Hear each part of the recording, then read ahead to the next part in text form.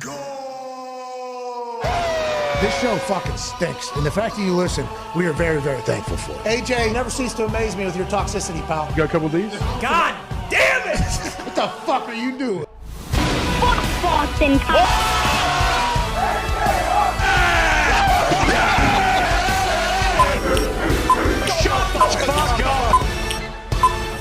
Hello, beautiful people.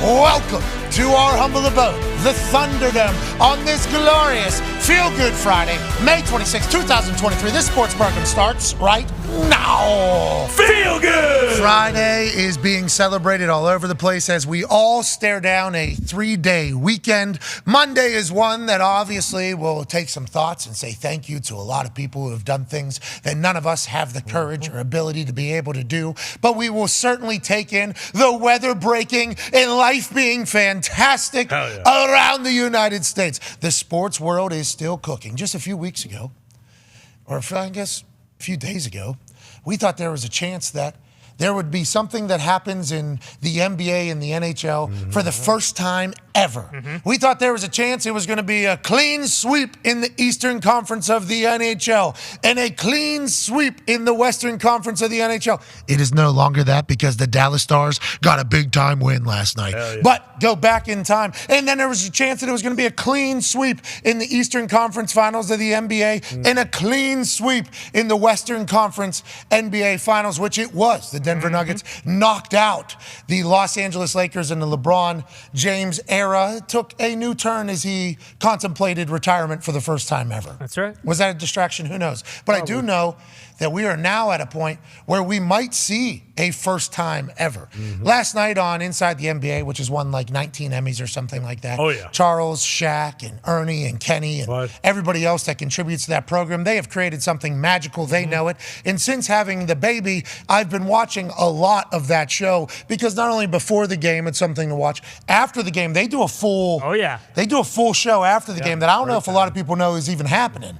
It is fantastic to watch it, but I've gotten some stats out of this thing, and I forget the exact first two numbers a lot. It's like 150 times in the NBA has there been a 3-0 start for one side to the other. Then it was like 41 or something, or 51 maybe in that area. That's the number of times it's got to a game 6 after the 3-0 start.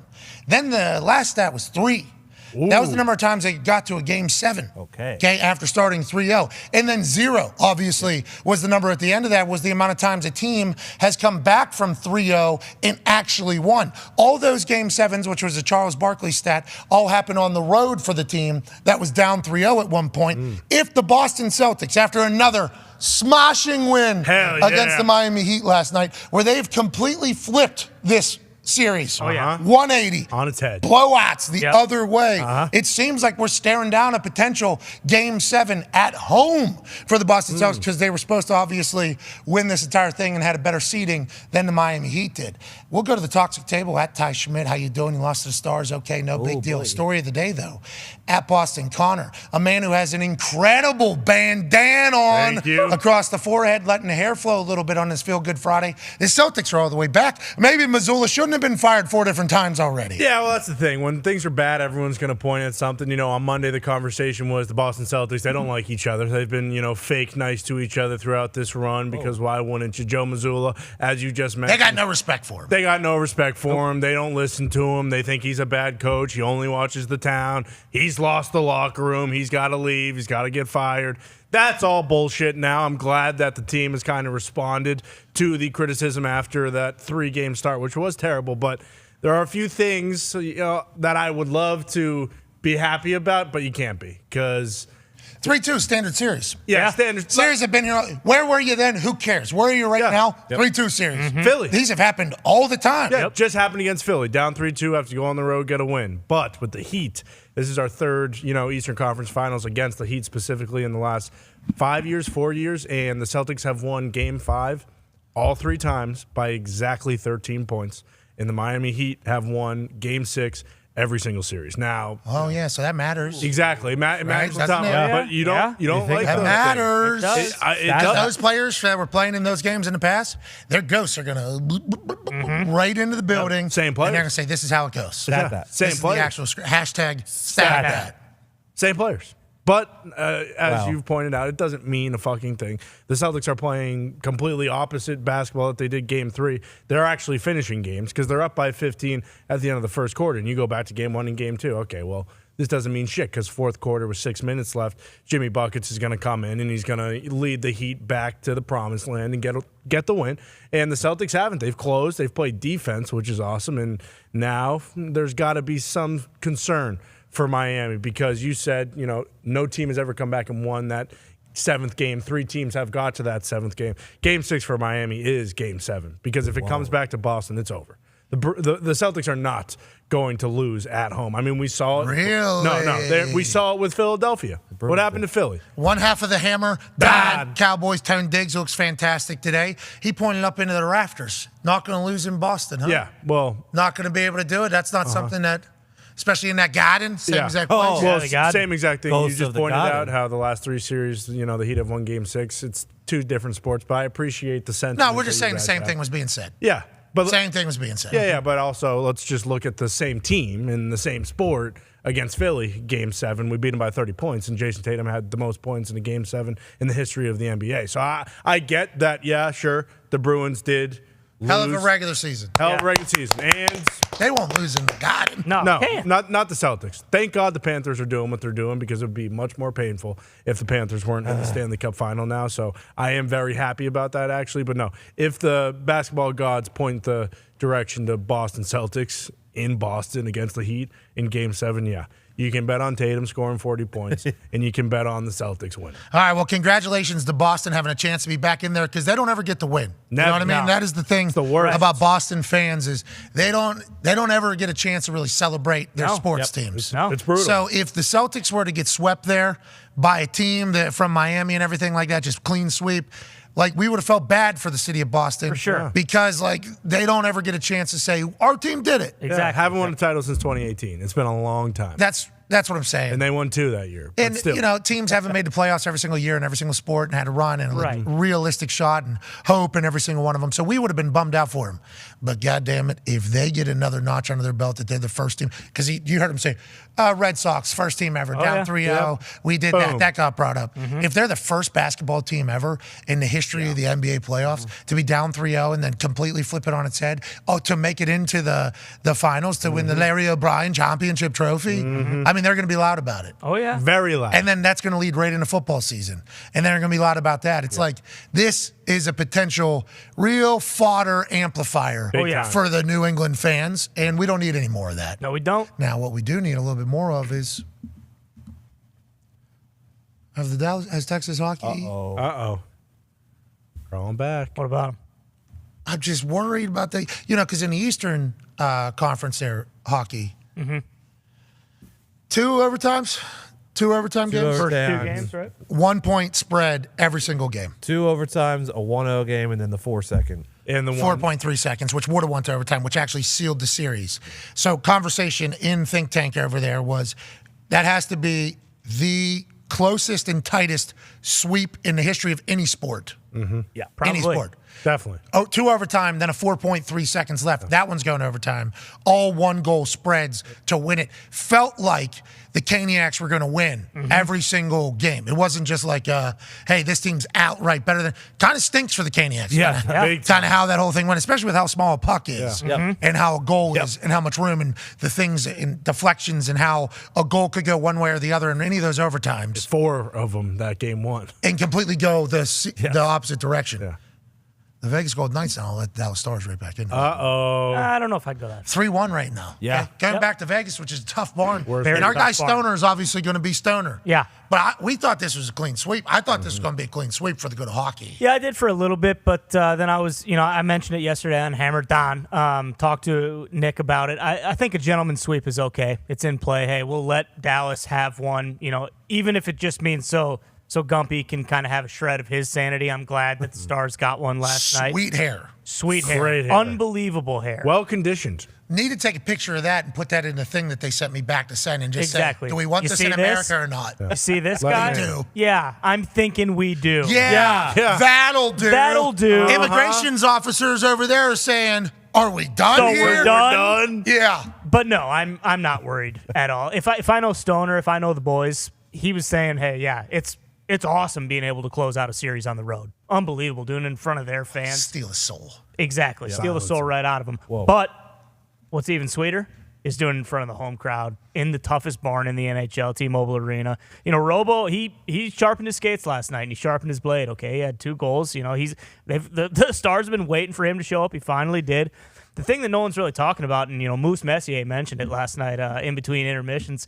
He said Aiden Hill's fucking standing on his head. Yeah. You know, this guy is keeping the Golden Knights in the game right now. He's playing unbelievable. He's been hot since he got the call. Jom, sandpaper. How do you feel about Messier and TV? They had sticks out yesterday. Oh yeah, those boys have so much fun out there that I love watching it. I absolutely love watching it. You know, do I pay attention to what they're really saying? Not exactly. But if Moose is talking, yeah, I'm listening. Yeah. I'm thinking I'm listening. Yeah. The Moose, exactly. But again, you know, it went to overtime. It was a close game. Vegas could have won, you know, hotly contested. They didn't play their best game by any stretch of the imagination. Oh, they let up? No, they're just relaxing. They didn't let up. It was kind of just, you know, hey, again, these guys, namely Gump, they need this one. If I know Stoner knows. Canadian Stoner boy, does know. Canadian lad. He knows another Canadian lad. This guy is he's 6 feet from the edge, and he's thinking maybe 6 feet ain't so far down. Okay? Well said. And so, yeah, you know, so we give one back. That's okay. The boys are going to be ready to go. They're going to be ready to go. I fully expect them to close this thing out on Saturday night in Vegas. The boys after the game were clearly disappointed. I believe that is what this random shot is that's being put up on the board here. Taking the gear off. Yeah, just a little bit bummed, you know, and they know they let down all the Golden Nightiacs. Exactly. Come on, Out boys. Here's Aces. Come on, All Jockey. the How's Nighters. Aces? Hey, what's the fan base called? Nick? Knights of the Round Table, right? Oh, I know they live in the realm. are you Knights of the Golden Table or whatever? They're going to close it out. I like Golden Nightiacs. Actually. Golden Nightiacs? Brother. Yeah. Yeah. All right. Well, shout out to the Golden Nightiacs getting a chance to maybe wrap this thing up at home. And if we know the Golden Knights program in operation, that pre-game show, Oh, yeah. Look out. Chris Angel, I think, there's a chance, right? Might be time. This might be time to have Chris Angel come out as all the players are on the ice for the national anthems. He takes goalie pads off goalie, puts them on Eichel, takes Eichel's legs, puts them on goalie. Yep. And the home of the... And then Chris, boom. Yeah. I think Explodes up from center ice. he disappears out there.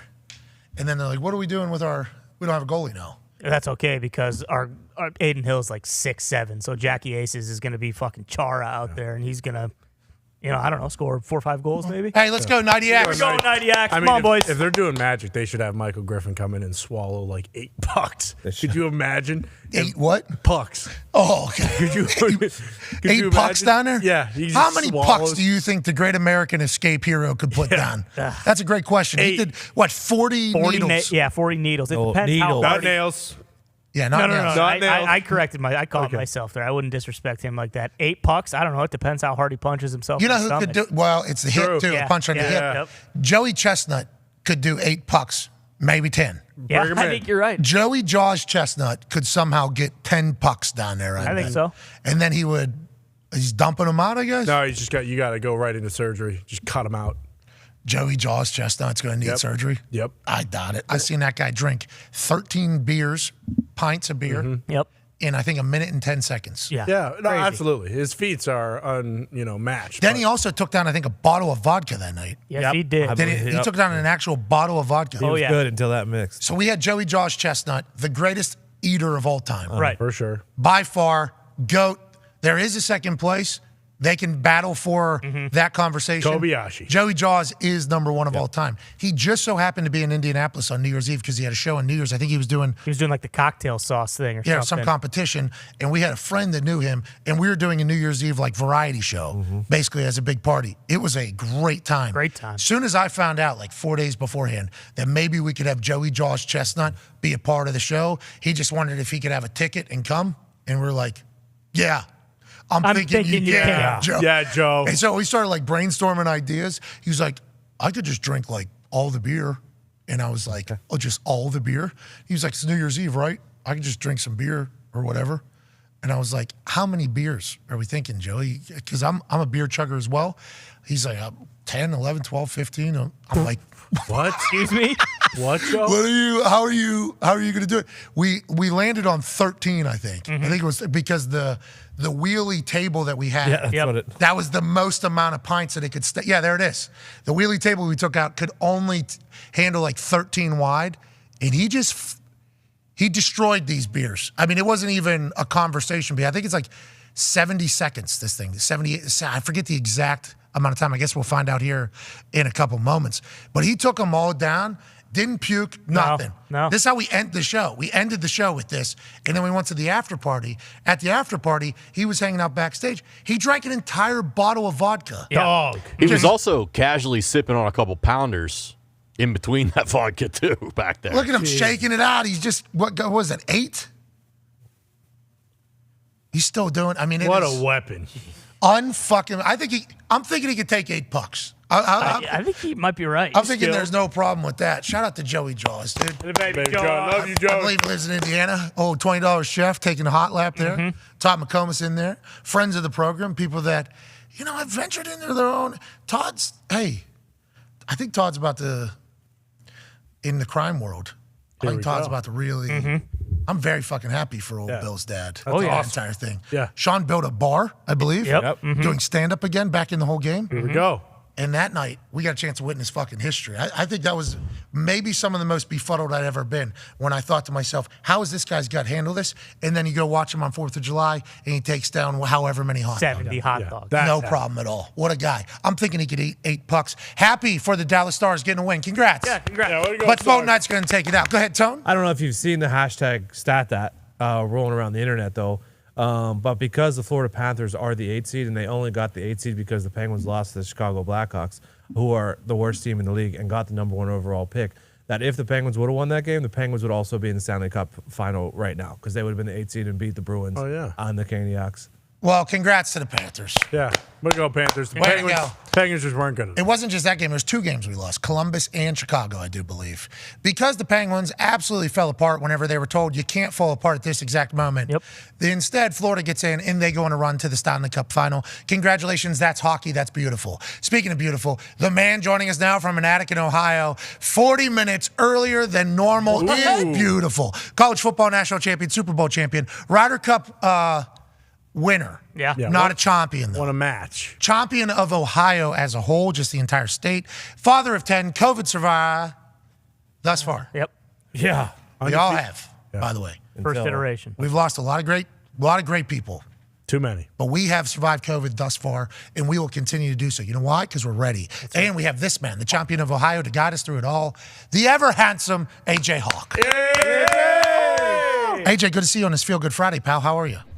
I'm doing well. I know I had to jump on early. You got some Chris Angel talk early. He could really throw a wrench in these NHL playoffs. If he was to take the goalie's legs off of at any moment and put it on a forward or center, defenseman would be the absolute worst, I guess, because you're skating backwards. Yeah. So that would be. So if Chris Angel really wanted to do this for Vegas, he loves Vegas, right? Does love Vegas. If he wanted to, as the national anthem's going, he will go out there, take one Dallas Stars player's legs, defenseman's legs off of the body, and then he will take goalie's pads and legs and put them on body and make it like at least a 24-hour seal. Yeah. So can't change anything.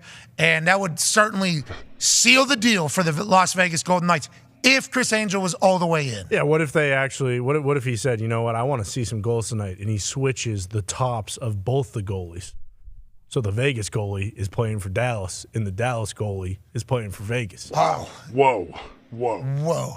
So it's like, where's the brain? Exactly. You know what I mean? Yeah. Are we working with the body or the brain or the legs? Because you still get some great kick saves probably Exactly. on the other side, depending upon who's controlling what. Did I see Chris Angel's legs in this office yesterday?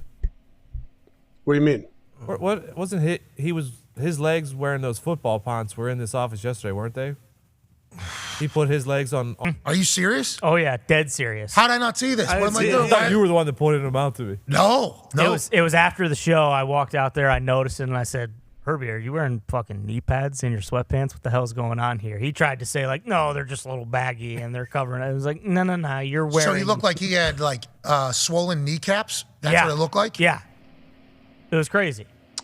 Did he have a the game hell? after work? Maybe was he going to have a pickup game after the show or something? Maybe he's laying some flooring, some carpeting. Yep. It could have been. You know what I mean? Some Yeah. tile, yeah. Maybe he did have those big fucking knee pads that they have that they're down in there. You ever see those ones Yeah, of course. that the carpeting folks wear? Oh, yeah. Those knee pads are like this It's like big. street Yeah. hockey. Yeah, So you can sit back on your butt too. They have like They're the build up jamming, around you your have back. jamming. For the catches. Yeah. that was Herbie's pants. Yes. Very similar.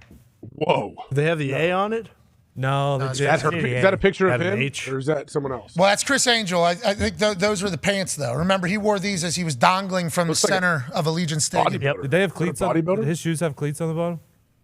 He made him appear once he walked onto the. Those are his professional wrestling. Were they studs? Let's move along. Let's talk about all the things that have happened this week that we haven't chatted about. We are massive Chris Angel fans. We just don't know why he hasn't done that Right. to really seal the deal for the Golden Knights. Yeah. Could be waiting until the finals. We'll see. You're right. You can only do that once. I think he'll get banned from the arena. Exactly. By the NHL if he's moving people's legs to other people's legs. I think so. Let's go with some stories. Russell Wilson's in the best shape he's ever been in. You see this jawline on Russell Wilson as he's reported to comp with the Denver Broncos in his second year alongside Sean Payton as the new head coach and offense coordinator. Russell Wilson says, I feel lean and mean, baby.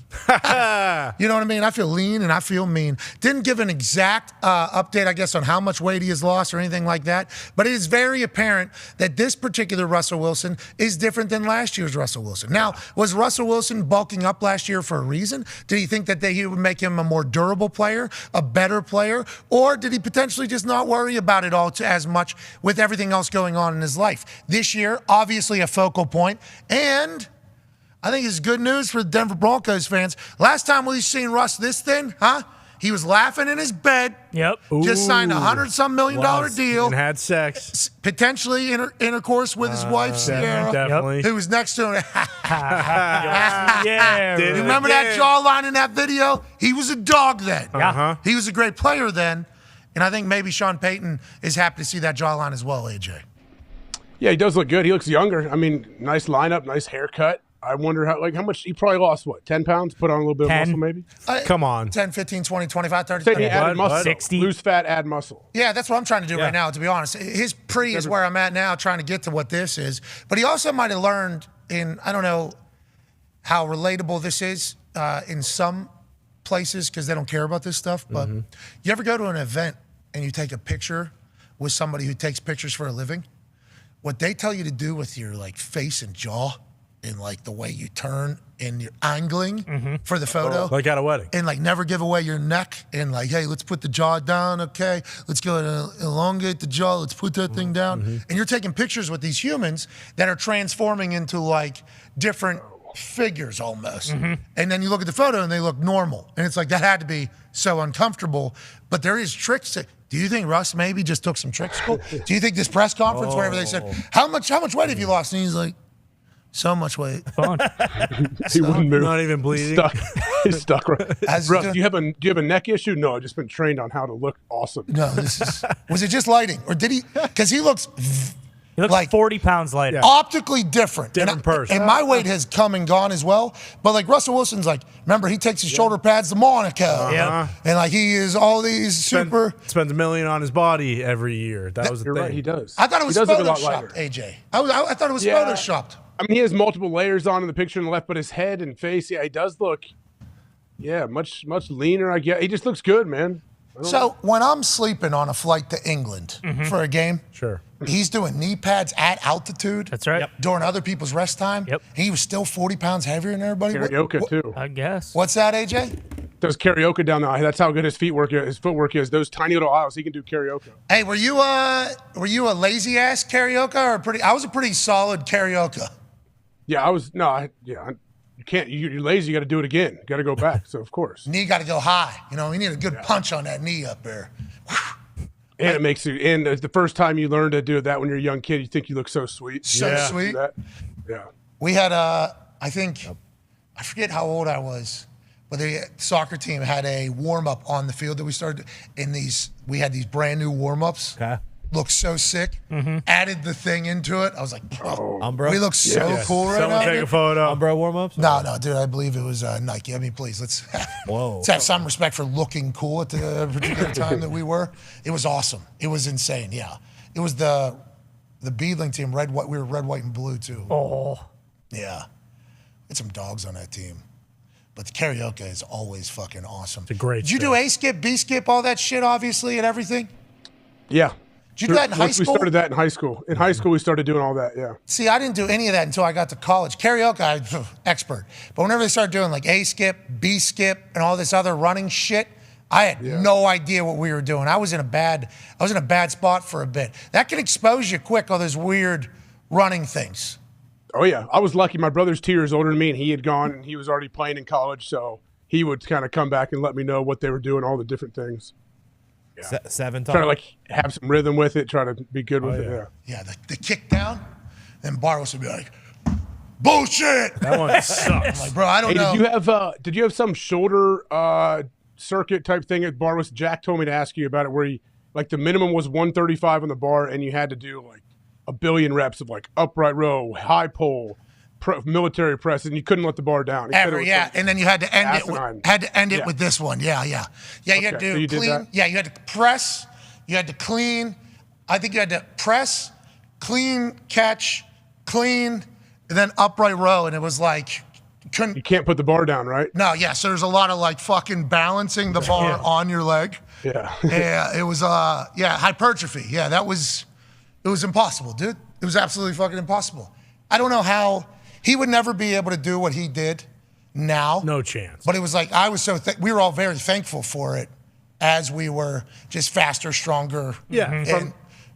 Than everybody else. Tougher. Yeah, like from the Definitely stories. tougher. Yeah, definitely tougher after that particular summer. Yeah, when you're almost dying every single day out there. Yeah, from the stories, it sounds like it sucked. But like you guys being unbelievable at West Virginia, if you guys stunk, could you imagine what the reception would have been for him? Can't stink. Yeah, That's the type of thing. Like whenever a new coach comes to town, want to be an asshole. Like, okay, you can be an asshole, but we're gonna need to win. Yes. Because if we don't win and you're an asshole, you're gonna get. We've tried your way. Yeah, it sucks and we suck, so we cannot do that. The more Deion Sanders speaks and describes his coaching style to people, the more headlines it makes on the internet.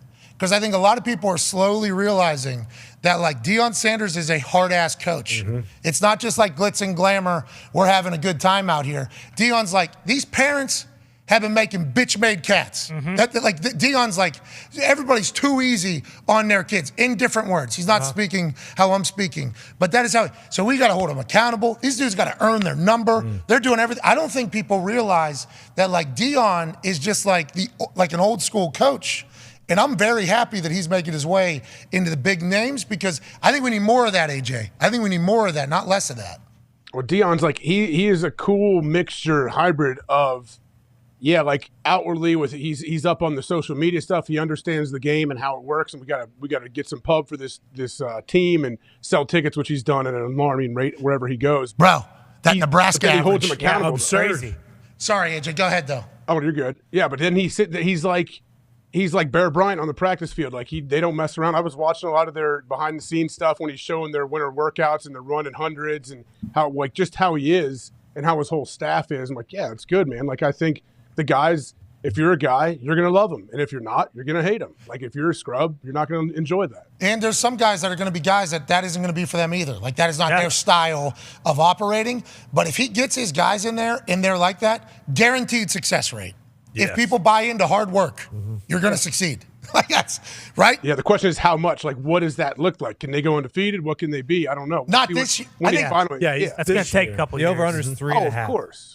TCU, their first game, I think, right? TCU. Well, and I think like the FBI, which whatever, it's an AI thing. It's all this other bullshit. But I think they're ranked as like the worst team in D1 this year, which doesn't really make sense. But it's Colorado. Yes. It's going to take a little bit, I think. Feels like that FBI thing is interesting, but I just want to let everybody know we are a fan of hard-ass coaches. Yeah, 100%. Like we are. I think it's good. I think it's good for future. I think I couldn't even imagine, if it was just I'm very lucky that I had people that, I don't want to say assholes, but you need them. At certain stages, needed some assholes to me. Like now more than ever, too. You're either coaching or allowing it, right? And that whole lot of coaching, you're either coaching or you're allowing it, and that's 100% true. Same thing with parenting. Same thing with whatever age you're coaching too. Like you you got to be on it. You got to care as the coach. Yeah, because life, hey, life's coming. Like, there's so many things that I have learned from Barwis or even fucking Rich Rod. Yeah. And then you go through Barwis we loved. Rich Rod didn't want us to like him. Like when he was the head coach, it was very clear he did not Are want they us. attached? Was Barwis and Rich Rod attached to each other? Yeah, he went up to Michigan after when Mike Joseph, the guy, is still there, good guy. But our relationship with Barwis was like next level. Go to war for him. Yeah, I mean, that was a tough thing for him to come through there. But there's a lot of times where I think back to shit that they said, either to me or to a teammate, while person was fucking up. And it's like, as I'm about to, I'm thinking, all right, yeah, good call. It's like, you need those types of things. And I'm happy that Deion is potentially going to be the face of it. Obviously, Saban, allegedly hard-ass coach, but he gets along with everybody. Kirby seems to be a fucking dog. Yeah, his speech. Yeah. I mean, the way it's interesting that my immediate thought is that all these coaches are soft. But then you start thinking of all the good teams, and it's like accountability. That's pretty much and also the humans afterwards, who we're going into. It's like, I hope that continues to spread. I hope we hit a cycle almost. Look at the Miami Heat, man. Look at the Miami Heat. That's what they are. It's like accountability. They talk about how they're measuring body fats, and they really, you're going to be in shape. If you're going to play on this team, you're going to be in great basketball shape, and they just seem to outwork everybody. That's what their whole team is. And do you think that there's a chance people were scared to do that, obviously? People were scared to do that because they thought, especially in a recruiting game, but with NIL possibilities now, you're working. Yeah. So hey, you're working. Yeah, this is... Yep. So instead of having to keep everybody liking you, which I think a lot of coaches thought they had to do, I can't be rude because he'll just go somewhere. It's now he's getting paid $550,000 to be here. So now maybe the coaches can be a little bit more hey, you got to be a fucking pro now. Yeah. Okay? This is your job. You got to do this. You got to do this. If you don't, this motherfucker will. Right. And that money will be gone. There's a chance that this helps it in that particular facet as well, which I don't think I've really thought of until this exact moment right now. And also, there's a good a lot of these kids are going to need to be humbled. It's you're coming into college, you're already a millionaire, you're making a bunch of money. Now more than ever, you need someone to kind of be on your ass and hold you accountable. Otherwise, it's I'm getting paid a shitload of money. I'm starting on this team. I can kind of do what I want. I've already made it up. And granted, that's not going to be for everybody, but I'm sure there are going to be a lot of kids who are like that. Well, and that's exactly why some coaches might be scared to point to the next guy, because you have to have the resume to be that prick, right? Like Saban, all those guys we just but I think if you have a contract, I think contract can replace the resume is what I'm saying. Yeah, but if some kid is getting paid $500,000, right, and he's at Bama, how much? Yeah, how much is a West Virginia going to pay a kid from Bama who's getting $500,000? So what are we paying? I think we're paying a guy pretty good. I think. You know what Pat said? That basketball player that you guys got is getting a lot of money. I think so, and I think there's maybe the running back of West Virginia. Does football have it? Oh yeah. What? What do you mean? Okay. How many points do you want in that fucking week 2 match? Ooh, here we go. Okay, pal? Here we go. I'll let Vegas decide that. 18 maybe? Take that right now. Take that 21. right now, because what happens if they beat Penn State? Dude, we'll let Vegas figure it out. So... Who's quarterback? I'll wear that. Who's quarterback? Yeah. This kid's a dog, bro. Who is it? He can run. He can throw. He's unbelievable. So he's got legs and arms. What's his name? Triple threat. Triple threat. He is triple threat. You should see him in the classroom. Okay, this guy holds everybody accountable. Oh. He wears this eye black too, I do believe, where is that right? His costume and his makeup and his ability and his jib. I really like the cut of this fucking guy's jib. Does he have a sleeve or a towel? Is there either of those or no? He's just what does that mean? When he gets on the field, everybody thinks, guy's got it. Look out. Okay, he's the guy. Because so he's big. He's a big son of a bitch. I think that's going to be the thing that gets him scrappy. Oh, middle of the road guy. Size. No. Middle of the road. Whoa. Stetson Bennett, middle of the road. Yeah. You tell me. Exactly. Pal. No, exactly. Yeah. Stetson Bennett, or is he like a... Okay, yeah. Maybe this guy wins 2 national championships. I don't know. Maybe he does show up absolutely hammered on the morning show after winning the national championship. So I'm just living.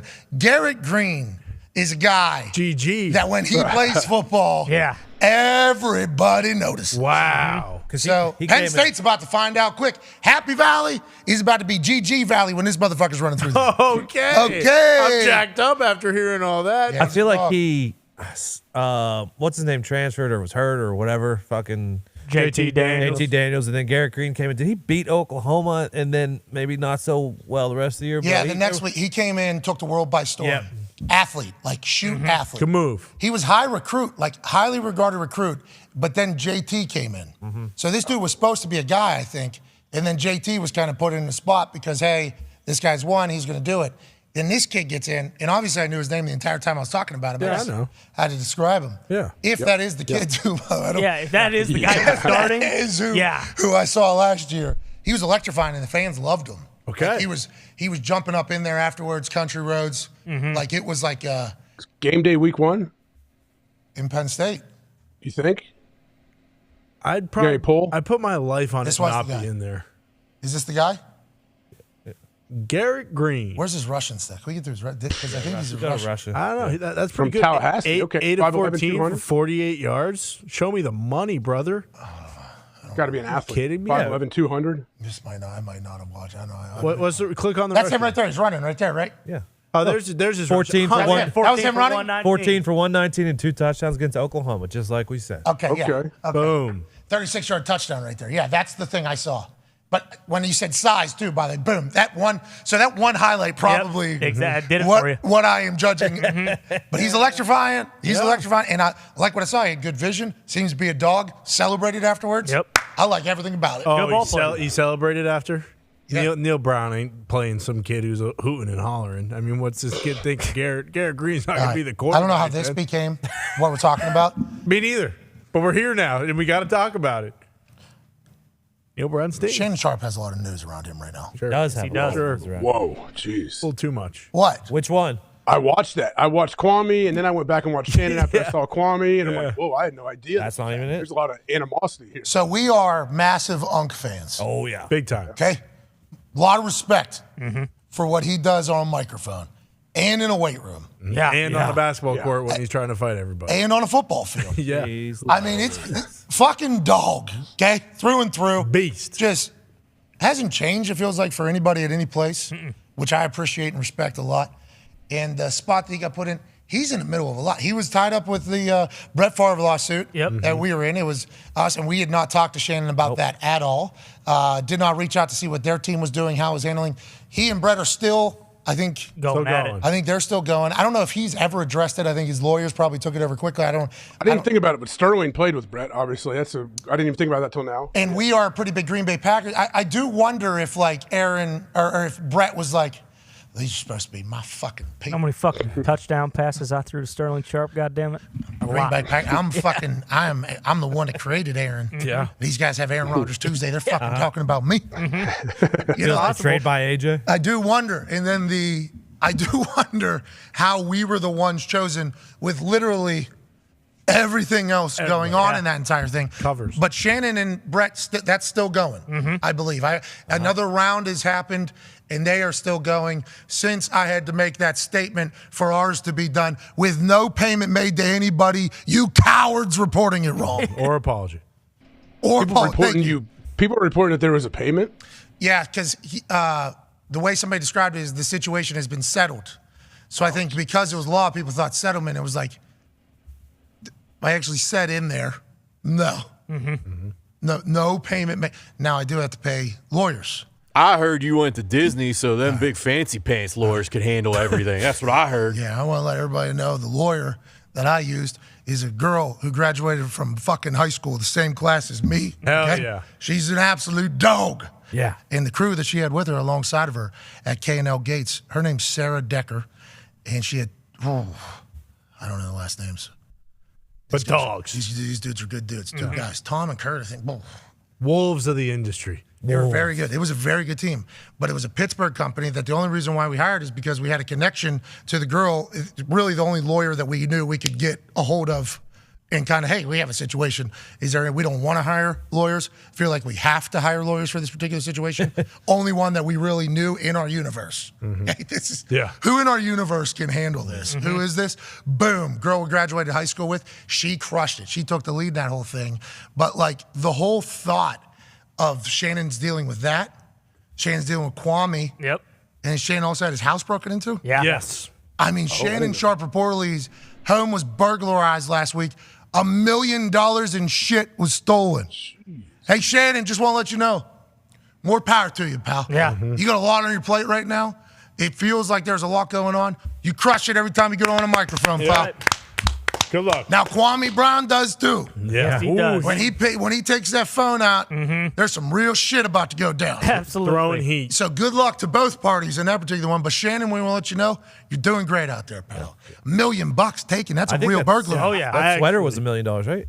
The jacket? The one that he was wearing at that basketball. Isn't that what that one was like $1 million? Pretty sweet. Yeah. Super fashion, right? Very high super fashion. super fashion. I actually did pose the question, and granted, after I asked it, I realized it was dumb. I was like, "How do you have $1 million worth of stuff just laying around everywhere?"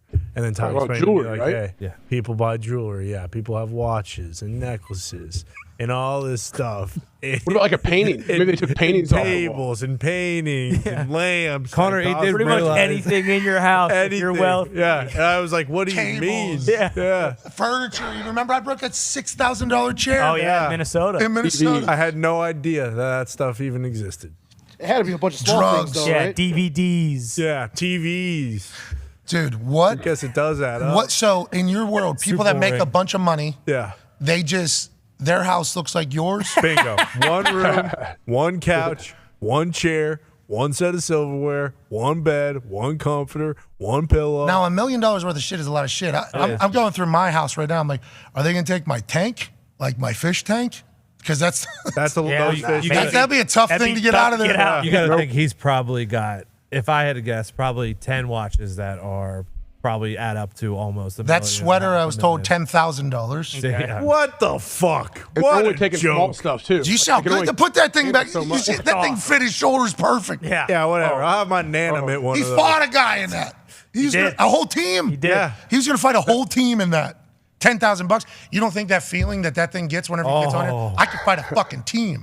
It's worth every single penny. Yeah, it does look really cool. I could never Yes. pull anything like that off. But I also got that jacket from California for $47, and it was damn near Yeah, but the then same Adrian thing. Peterson Yeah. took it. Yeah, did. and then I went back. That and got thing is a another one. horse blanket compared to that beautiful No. garb right there. Well, horse blankets are wonderful, obviously, until they use them for the last time. All right. But there still are.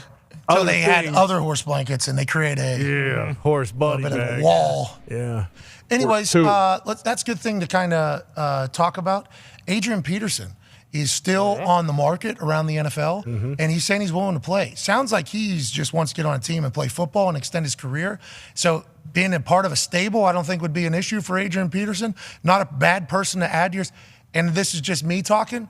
Him with the Colts would be hilarious. Anthony Richardson, Jonathan Taylor, and Adrian Peterson in the backfield at one particular time on one particular play. Jelani Woods, 6'7" guy. Alec Pierce on another side. Pittman Jr. on another side. Like, I don't know what Steichen's going to do with our offense, but there has to be something he can fucking figure out there. And if Adrian Peterson can't take 15, 20, 13, who cares? Give him 8. Give him 9. 5. Yeah. Give him 6. Give him 5. Whatever it is, he's Adrian Peterson. At some point, there's going to be a game where he's going to win it for you. Where it's going to be like, Adrian Peterson is Adrian Peterson again. Of course he's doing this. And there's going to be other games where he's going to come in and at least give a spell to whoever your starter is, just like everybody does in the run game. And if he takes vet men, not saying he said that or anything like that, we're not the only team that would be like, hey, why not fucking have Adrian Peterson a part of our 3-back stable that a lot of teams seem to want to have, AJ? Yeah, I think those, and he could give him an incentive contract where he can earn a bunch more than whatever the original base is. But if you're going to use him, absolutely sign him. The only hard thing that I think Adrian has going for him, if you're going to come in and be the second or third guy, run the ball, those guys tend to play special teams, and you need him on kickoff cover, kickoff return man. Yeah, not anymore. And now, you're right now, that if that new rule goes in, I don't know. But that's the thing. Someone should sign Adrian, not only for what he can do on the field, but I think what he brings to that backfield, what those guys, the young guys in those rooms, could learn from him, just watching film with him. Hey, why'd you do this, Adrian? He'll, 11 years ago when I rushed for 600 yards in a game against whoever, like, I saw this, and this is why I do that. He's going to run hard, Oh, yeah. Oh, yeah. you know? And work his ass off. You know that. Like, Adrian's one of those guys. He's running hills still with these young bucks. Remember, he said, I'll retire whenever I run this hill and somebody beats me. Yeah. And then I assumed that just happened recently. And he was like, yeah, I'm still. Never mind. Hasn't happened yet. Yeah, maybe so. next year, boys.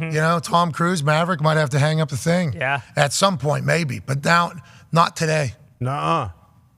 Not today. Not today. He didn't play last year. I don't know why. I don't know if he chose not to or Didn't? Yeah. no. That Lions year, I believe 2 years ago? he had one game. That's a long time ago. He had one game where he had like 6 carries and 3 touchdowns. Are we living in the past, boys? We living in the No. past? The past is the future. That The is, future is today. Wasn't Adrian if Peterson? time is a circle, maybe, but I don't think Someone I said that fully- yesterday. Future is Duke's today. open. Thank you. Yeah, because he said we're worried about the contract today. How about Florio yesterday? Just right. Oh, yeah. I mean, just wide. That guy is. Conspiracy theorists have a lot to talk about. Yep. Dude. A lot. to And when they're talk talking, about. especially with how long he's been around the NFL, I enjoy listening to him speak. Now, there's some things that he chooses to talk about that I choose not to. All right, I don't care. Right. I don't want to hear that. I don't want to hear that. Let's move along. And normally there's a lot of like, bad shit that he has to cover where I'm like, hey, pretty good league too. Can we, pretty good league. Remember that. But then he starts opening up about the way he feels about some things. It's like, God damn, this guy makes a lot of great points. Yeah. A lot of great points. One of them I thought yesterday, why doesn't the quarterback just negotiate like 18% of the salary cap? It's like, yeah. That's genius. Why don't they just start doing deals by percentage of whatever the salary cap is? You don't just have to do that in quarterback. You do that in any position. It's like running back. We're allotting 7% of the salary cap to the running back room. Okay, so we can give you 4%, we can give you 2%, we can give you 1%, but that's where we're at right now. It's not even into a dollars and cents thing anymore. Now it's just negotiating by the percentages that you're allotting to your team. And and if you have a good wide receiver room, maybe instead of like, all right, we normally would do 15 to 20 here. Let's do 20 to 25 here because we know it's going to be able to do this. Or we have to be a little bit more aggressive this year. We need some more weapons. Or we need to be a little bit more sound, deeper. So we'll kind of spread out the percentages a little bit more. I hadn't even thought of thinking and negotiating via the salary cap as a percentage of the salary cap, because who knows what it's going to be, versus just trying to figure out what it's going to be with every single dollar. That was an interesting little wormhole I went in yesterday, AJ. Yeah, but okay, so how does that, can you explain how that would work? If you got a certain percentage of the salary cap, but how do you structure the deal? Each year, is it just like off the jump or what? Because every year it's going to be a different percentage because of your base salary, how it works. No, so I just think whenever they name what the salary cap is. Oh, that's it then. Yeah. Okay, so you don't have like hard numbers right away because the salary cap changes every year. It's just like 18% of whatever the salary cap is. Bang, that's what it'll be. Deal. Okay, cool. Then you just move on because now you're trying to project what the salary. That's what everybody's trying to do. They kick can down the road, put the big numbers later because they're trying to project what the salary cap is. Because remember, the salary cap in the NFL, just like the NFL's ratings, up into the right. Yeah. Up into the right. Oh, COVID came for 2 years. Not everyone will sell any tickets, really. Okay, well, I guess we'll just a little. And then now we're back. Up into the right. Oh, streaming's coming in. Every other platform's getting involved. Okay. Sports gambling is starting to spread to more states, and everybody else is getting involved. Oh, okay. Now there's a lot of, Yeah. It's so up and to the right that I heard Raj almost passed out there doing so many G's up and to the right. Oh, he was going 9, 10, and his face was melting like Maverick at the beginning as he took off over that asshole general's head who was trying to shut the whole thing down. That prick. Look at that fucking graph. Roger Goodell losing his mind. Everyone watched that movie this weekend. Great movie. Should. Yeah, for Memorial Day. But that's a smart thing to do. That takes away a lot of the guessing work of what the fucking number's going to be later. How's your bonus work? How's all your upfront guaranteed money work though when you do that? So we'll give you 30% of what the first. I don't know. I don't you know. could take that from the other deals, right? So like if Rodgers, for instance, 150 million guaranteed, like if they say, all right, at signing you get 150 million, but this is a 6-year, 19% of the salary cap deal. And then you just get 150 million. Or What about when you get cut though? What about when they cut you like with 2 years 0%. left? Yeah, but it could just be guaranteed. You just guarantee what the percentages are. Could just say like, hey, here's $100 million. Yeah. And we're going to give you 90% Yeah. of the salary cap over the next 4 years. He's like, he's $100 million. Okay. It's like, we're showing, we're going to give you, okay, we'll give you $100 million right now. And then 19%, and then we're off and running. It's like, that is a very easy, I think it seems easier to me to negotiate a fucking deal. And also, like Florio was saying, then that eliminates the situation that Patrick Mahomes is in right now, where you have the biggest deal, you win a couple Super Bowls, you win a couple MVPs, and 3 years later you're the fucking 8th highest paid quarterback, and you need to restructure again already. Like you don't have to worry about or that. answer questions about restructuring. Yeah, right. Like that's the biggest thing I think. Like the answering of the even having to deal with answering the questions is like bullshit. Now he threw those questions to Travis Kelce, who was running a route that was not a designed play called. Patrick Mahomes joined Inside the NBA. Charles Barkley will be joining us in like 25 minutes or so. Let's go. One of the incredible hosts, obviously, of that program. Patrick Mahomes joined them to talk about the match that's coming up between Patrick Mahomes, Travis Kelce versus Steph Curry and Klay Thompson. And they're talking about the match, a little marketing or whatever. And I think Charles Barkley asked, he said, hey, I was wondering, how come Travis Kelce is always open? He said, why is Travis Kelce always open? And Patrick Mahomes said, well, that's because he doesn't run the route that is actually in the play. And like Patrick Mahomes gave like a real answer about like, that's just Travis Kelce's just smarter than everybody pretty much. Yeah. And Patrick Mahomes said, I'm lucky to throw the football to Travis Kelce on a football field, talking about just like his brilliance. I think the same thing was said about Gronk. Yes. Like because Gronk, big Gronk, go Gronk, catch, score, Gronk stuff, slam. Gronk.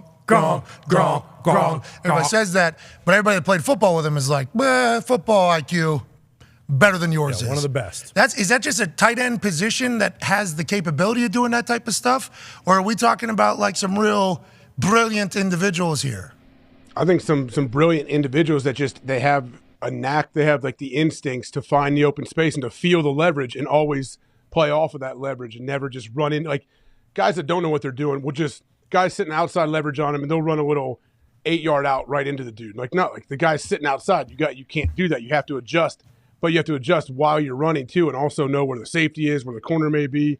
And some guys, that's just a lot to handle, I think. Has to know the coverage, right? Has to know the coverage. Has to know the blitz. Everybody else is doing around you. The other you route can't be running putting combinations. 2 guys in the same zone. Yeah. Yeah, because he can't take up somebody else's spot, or also he knows where somebody's probably dragging somebody to. So he has to know all of those things. Normally, quarterback has to know all this shit. Okay, everybody else kind of just know your position, or if you're multiple wide receiver positions, know all your shit, but you certainly don't have to know everybody's job, okay? Quarterback has to. That is what they're getting paid the big bucks for, and they actually need to know it. And the more you know, obviously, the better, but not a part of it. He would have to know what everybody's fucking doing on both sides of the ball there, seemingly. Yes. Yeah. Right? Yeah, and have to react in real time, like within, a second and a half of the play going on, and make sure you declare too so your quarterback knows this is what I'm doing. And that's why the Patrick Mahomes run backwards as fast as you can and then be able to throw the ball further than everybody is good, because you're letting Travis Kelce just kind of figure out, all right, here, let me, boom, I'm going to be wide open. It's 3rd down. Boom, I'm here. Yeah. It's 4th down. Need it to win. Drive. No timeouts left.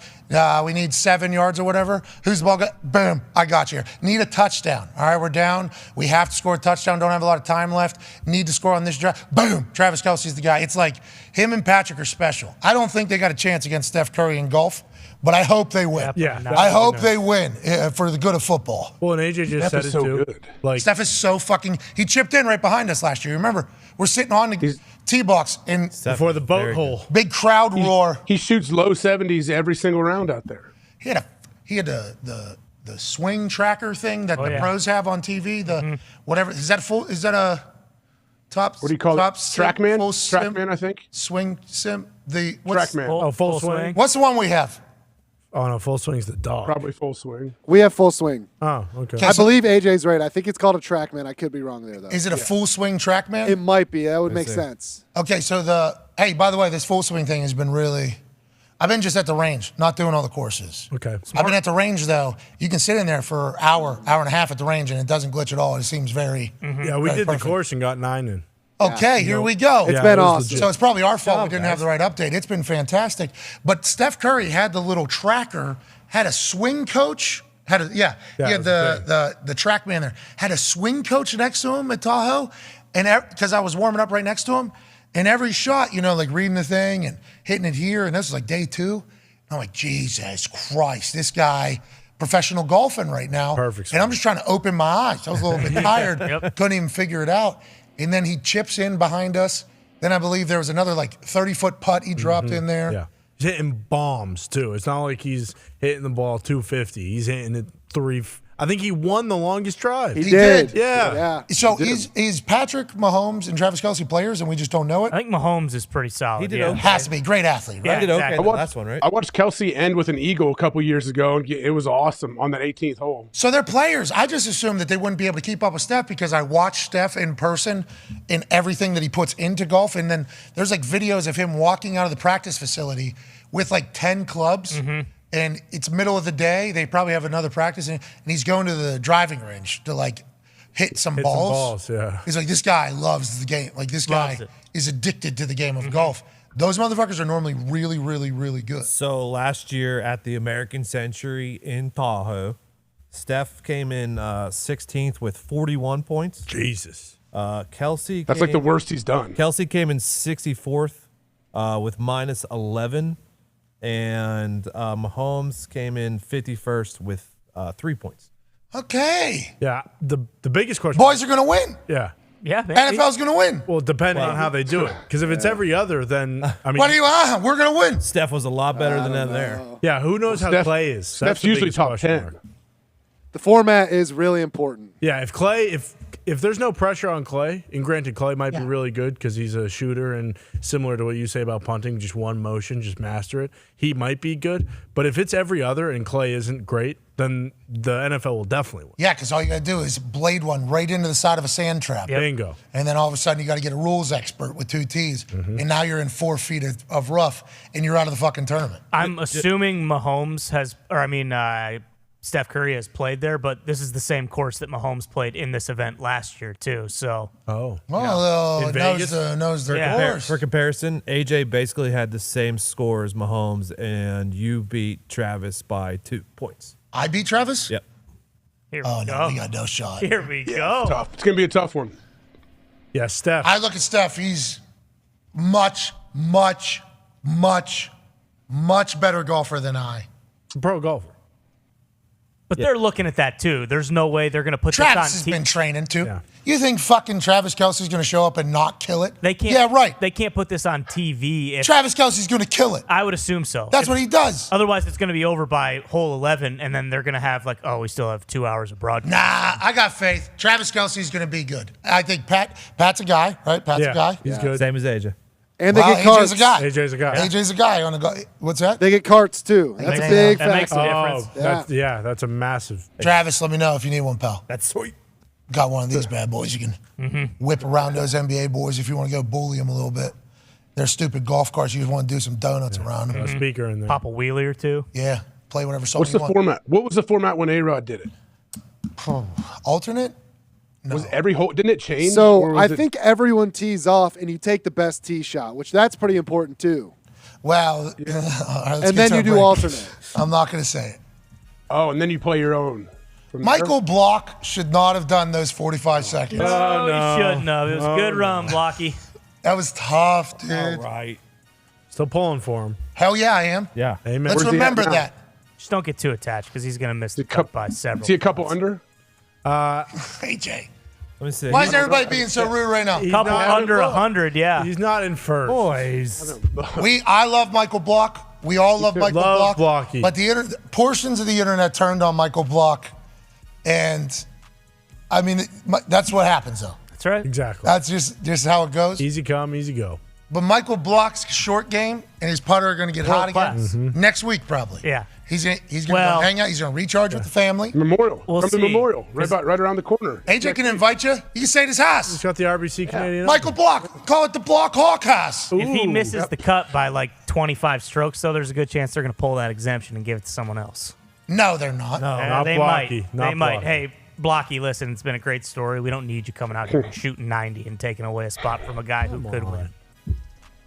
I did not love what he said yesterday morning Same. or after his round. What'd Did he not say? love it.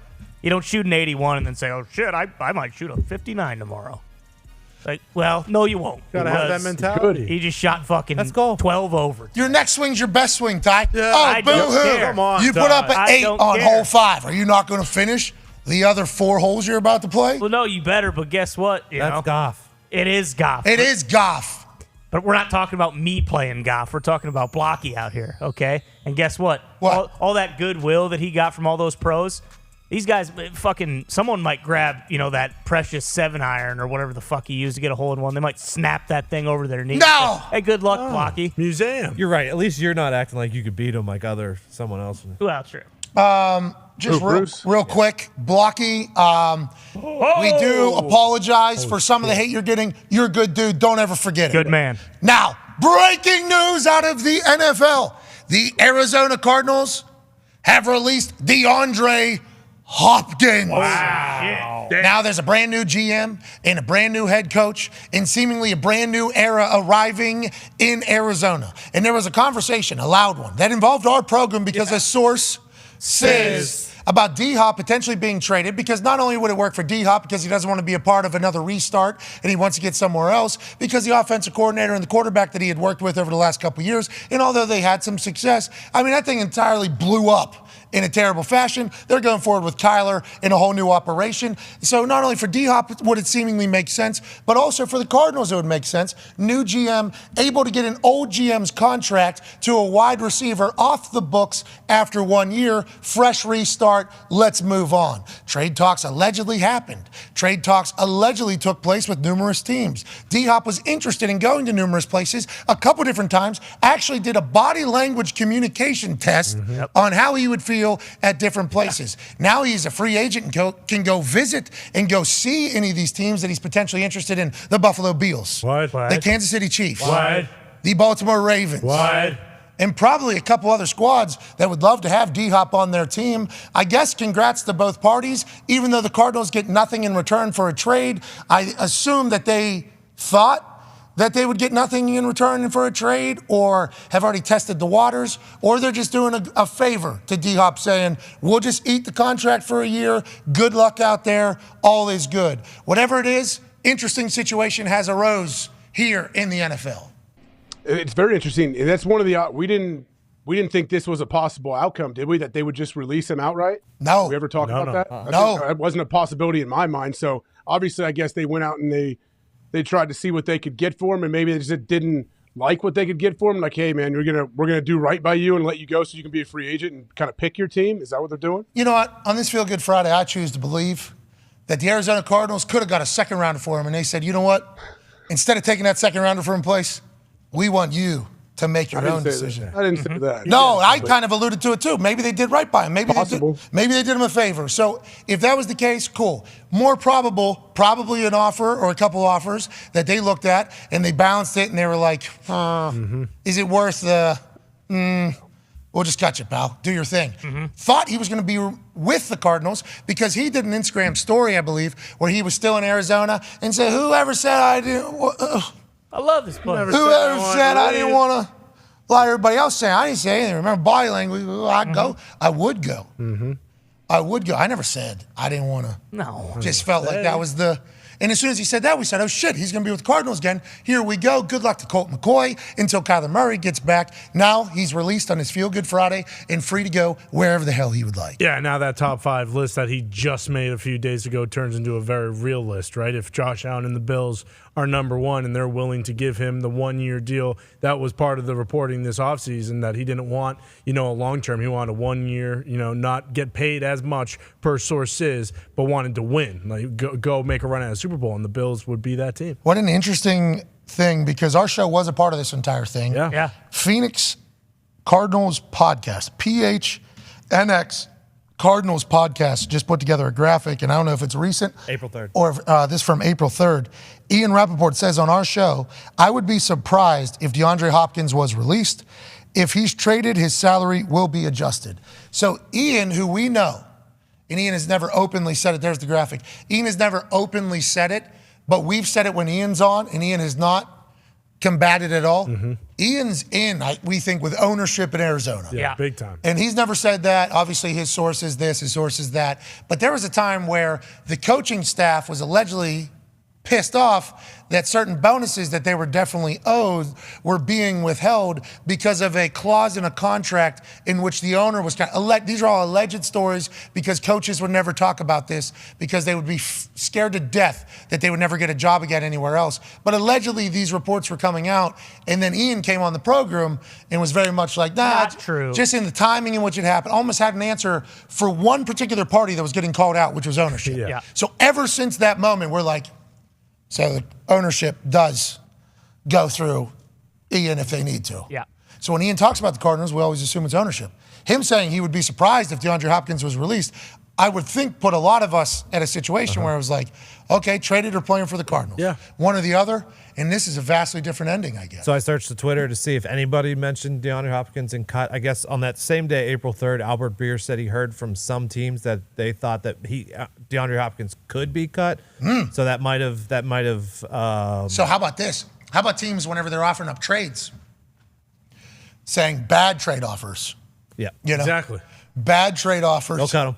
So if we all give bad, not that they could collude, and that would be very and highly illegal. But if they're all like, well, we all want DeAndre on the open market, none of us want to pick up that contract or deal with that at all, right? Yep. All right. We'll give you a 7th rounder in 2027 draft. Deal? What do you think? Your call. No? You don't want to get him off your books, huh? Brand new GM, new salary cap. You don't want to do that? Because this is, why would you? And they got to be doing good by him, huh, AJ? They just got to be doing good by him? I would imagine, but if you're not going to trade for him, why wouldn't you want him on your team? I guess you just don't want that money on your books, but Yeah, but they could also split the contract the same way the Broncos did with Vaughn when he went to L.A. Like the Broncos took on a portion of Vaughn's contract, and I assume, say it was a 7th, but what if it was like a 5th? He's still good at football, right? Oh, yeah. Very Absolutely. good. 13 catches first game back last year, right? Yes. Bingo. No touchdowns. Obviously, we had Yeah, that was tough. anytime touchdown scorer. Obviously, first game back, this guy's going to kill it. He didn't score. He had 717 yards, and he missed definitely six games. First 6 games, yeah. Yeah, so So he's it's pretty pretty good good. at football. Pretty good, I'd say. I'd say he's Thinking good. he can catch. Yeah, there was a couple questions that did arise about how he operates and goes about his day-to-day. I assume a lot of teams will be asking those questions to try to get an answer. Let's get to a break. We got a lot of things happening on the other side. Yep. Ton. Congratulations to DeAndre Hopkins. Yeah. Congrats, Andre. Welcome to Indianapolis, D-Hop. Yeah. Some teams about to get much better. And it's not Indy, but some team. Welcome to Indy. What is San Fran? Stranger sweeping? things have happened. San What Fran. if they sweep in? they could. Don't know who the quarterback is, but they still Brock could. Purdy's throwing, right? Soon. Couple weeks, he's throwing. Yeah, Okay, allegedly. here we go. I What would was our- guess the Jets aren't out of consideration either. Wow. He said he didn't really, in the body language thing, he was like, but I could see them swooping He wants in. stability, right? That was his main thing the other day when he was talking about places with stability and good young. He had a list. Yeah. Tough thing for the Jets would be that they still need to pay Quinnen Williams. Ari Mirov, My Sports Update, is tweeting that what DeAndre Hopkins said on I Am Athlete was stable management, QB who loves the game. He stressed Kyler Murray does, but, he's not playing. Great defense because defense wins championships. Okay. Maybe the Jets. Possible. That's Buffalo. He's going to Buffalo. No doubt about it. Well, he was training with Von Miller of He the was. Buffalo Bills. That's right. Is he 100% healthy, D-Hop? Yes. All right, let's get to a break. That's big news. On the other side, we have Charles Barkley joining us. Hell yeah. And maybe another special guest live in studio. Really? Yeah, it might not have a heartbeat, but it does have a soul. Oh. Be a friend, tell a friend something nice. Take 5.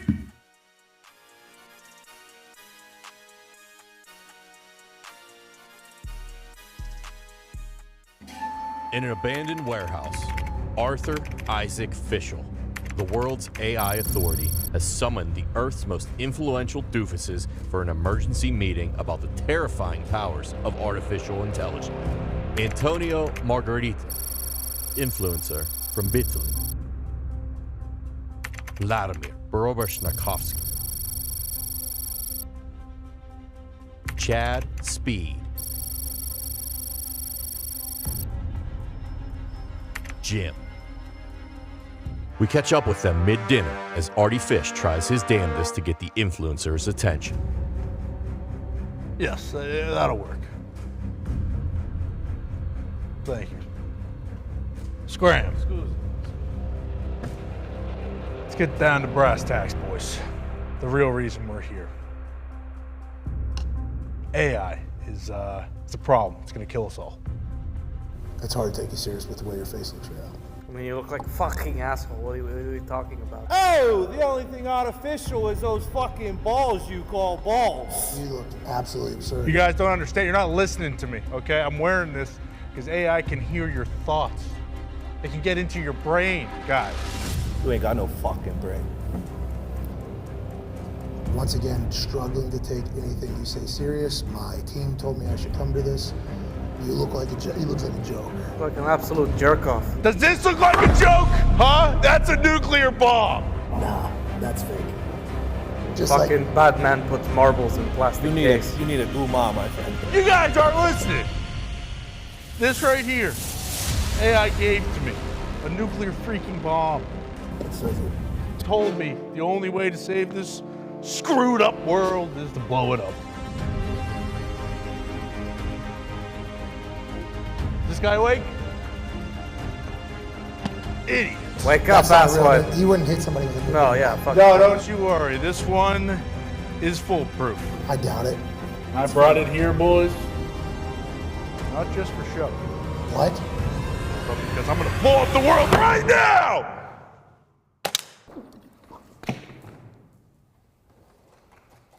Holy shit! That's Jack Carr!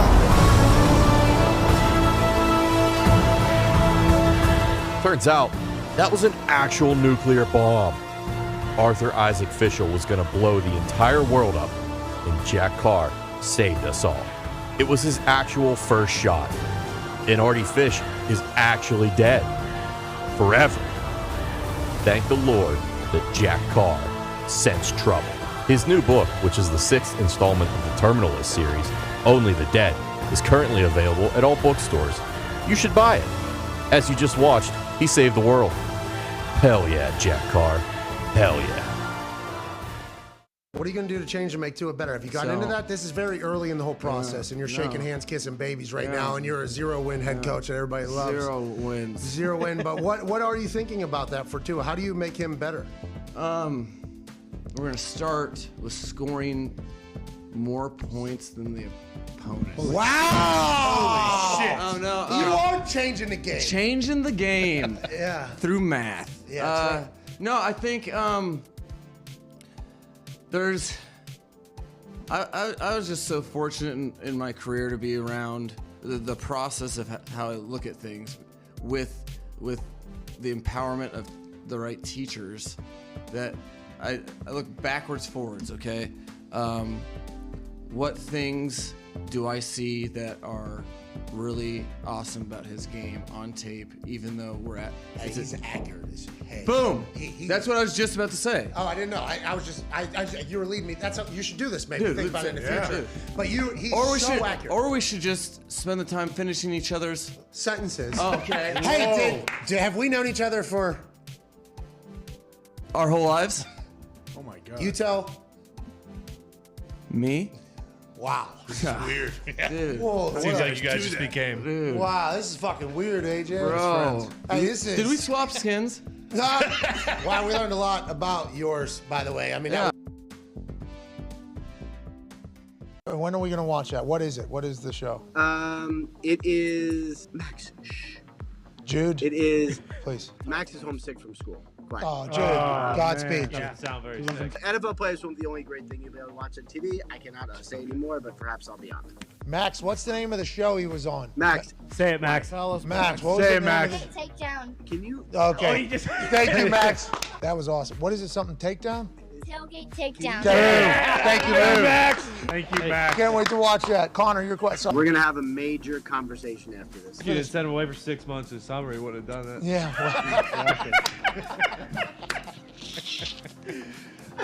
Connor, your question for... But then as we learn more and more about you, and I think the Masters does a great job of telling stories, and that's why it is so big internationally. I'm a small swinger, half swinger as well. The reason why I do it is because I'm not athletic enough to make solid ball contact, so I have to shorten that thing down, and I'm nowhere near as flexible. I learned about you that your swing is like that potentially because you were born with club foot. Is that the true beginnings of why your swing is the way it is? I've learned recently that when it comes to club foot, I'm in a less severe end of the spectrum based on the people I've met. But if I have to give you an image, I'm mean, if this is my leg and my foot, right? Looking from the side, my leg up until the ankle's fine, and then my foot was turned 90 degrees and then another 90 degrees as well. So the whole outside of my foot and the top of my toes were on the ground. When was this? When you were a child? I was born like that. Dude. Hey, buddy. Look, you get this. What's up, buddy? There you go. So, how are you? You want to bring me a chip? Look at that. You know that they were hungry. Hell yeah, that's the most relatable thing. I'm keto. I can't eat that. So the funny thing is, I was born with that, and then at the time, the process is they took my foot and broke it into place. So an specialist broke my ankle in place, cast it right away. My parents saw me with the cast on within 20 minutes of being born. What that did is, when you're growing so much, how you doing? Look at that. Don't cancel the show. Now you do whatever you want. When you're developing as a child so quickly, that leg didn't develop the same way. So from knee down, it's smaller. See you later, buddy. Go with him. Hey, see you, dude. He likes being on TV. Hell yeah, you look very natural. Ain't he incredibly cute? Yeah. So from the knee down, just developed differently? From knee down, my leg is a little shorter. For most Americans, about half an inch. And then my right foot is smaller as well, with very limited mobility. The way my ankle developed, it's barely anything. So for that reason, I had to get 2 surgeries to stretch my Achilles tendon to get a little bit more mobility. But even then, it's very, very, very limited. So when you're talking about loading your right hip in golf, my ankle can't support a full turn. Therefore, 3/4 swing. That's basically what it is in a nutshell. It helps to be a big enough athlete in golf to still get the leverage to hit it long enough. But yeah, that's the way I have the swing I have. Hey, why? Let's go. This show fucking stinks, and the fact that you listen, we are very, very thankful for. AJ, never cease to amaze me with your toxicity, pal. You got a couple of these? God damn it! What the fuck are you doing? Fuck Boston.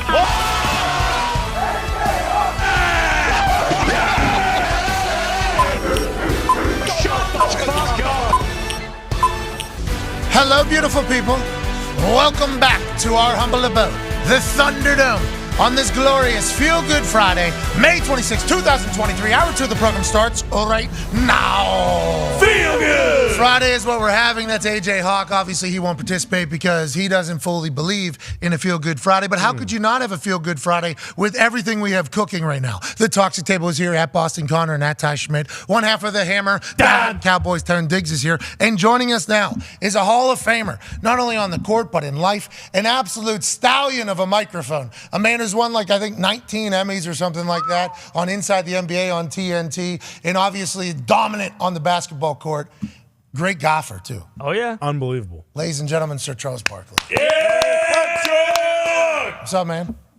What's up, brothers? How y'all doing? Hey, pumped that you joined us today. I know you're in the middle of always working season with the amplifying of the NBA playoffs, making your life much more difficult. Spending time with us doofuses, it is truly an honor, so thank you. Let's dive right into it. How the playoffs been? You've had a good fucking time this year? Seems like your show is crushing it. I've watched more than ever because I have a baby and I'm on night duty, so I'm literally hanging out with you guys every other night. You guys have crushed it this playoffs. I just want to let you know that. Well, thank you, brother. You know how much I'm a big fan of yours. I told you that. We text quite a bit, so it's pretty cool, and I'm happy for your success.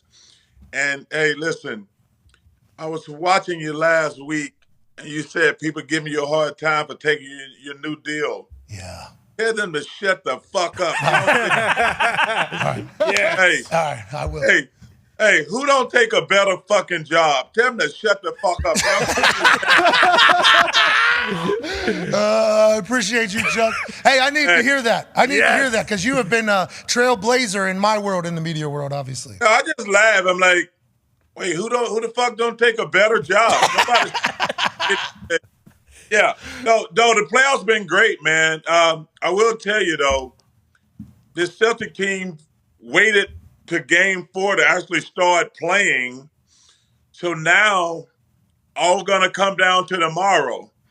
You know, I knew they were gonna kill them last night, but they still got to win a game in Miami, and I'm really looking forward to it because, you know, the Heat, man, they've been a great story, but it can all come crashing down tomorrow night because if they don't win tomorrow night, they got 0 chance of winning Game 7. Yeah, that's what our Boston stooge is saying as well. The Garden would be a tough place to pull it off, but as you said, the active Husky Dan Le Batard and the active Husky Dan Lebatard's dad. Miami's not an easy place to play either. I think they have become a tough barn, especially with how Jimmy plays down there. It has been fantastic to watch. Go ahead, AJ. Charles, how tough of a situation would it be if you're Joe Mazzulla and you're thrust into that head coaching position there in Boston, 34 years old, I believe? How do you think he's doing so far? I know it seems like game to game, people either want him fired or he's the greatest coach. It seems like you never know with him. Well, he has made some mistakes, but if you see, AJ, it all comes down to Jason Tatum. When for some reason, it doesn't matter who played well for the Celtics, they follow Jason Tatum's lead, whether it's good or bad.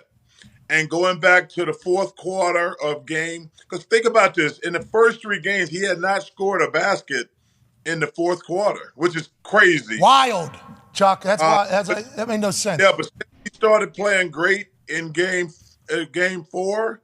He was great in game 5. But that's a responsibility when you're a star. And Rel is rightfully wrong. And we're not like the NFL. They just cut mofos in the NFL.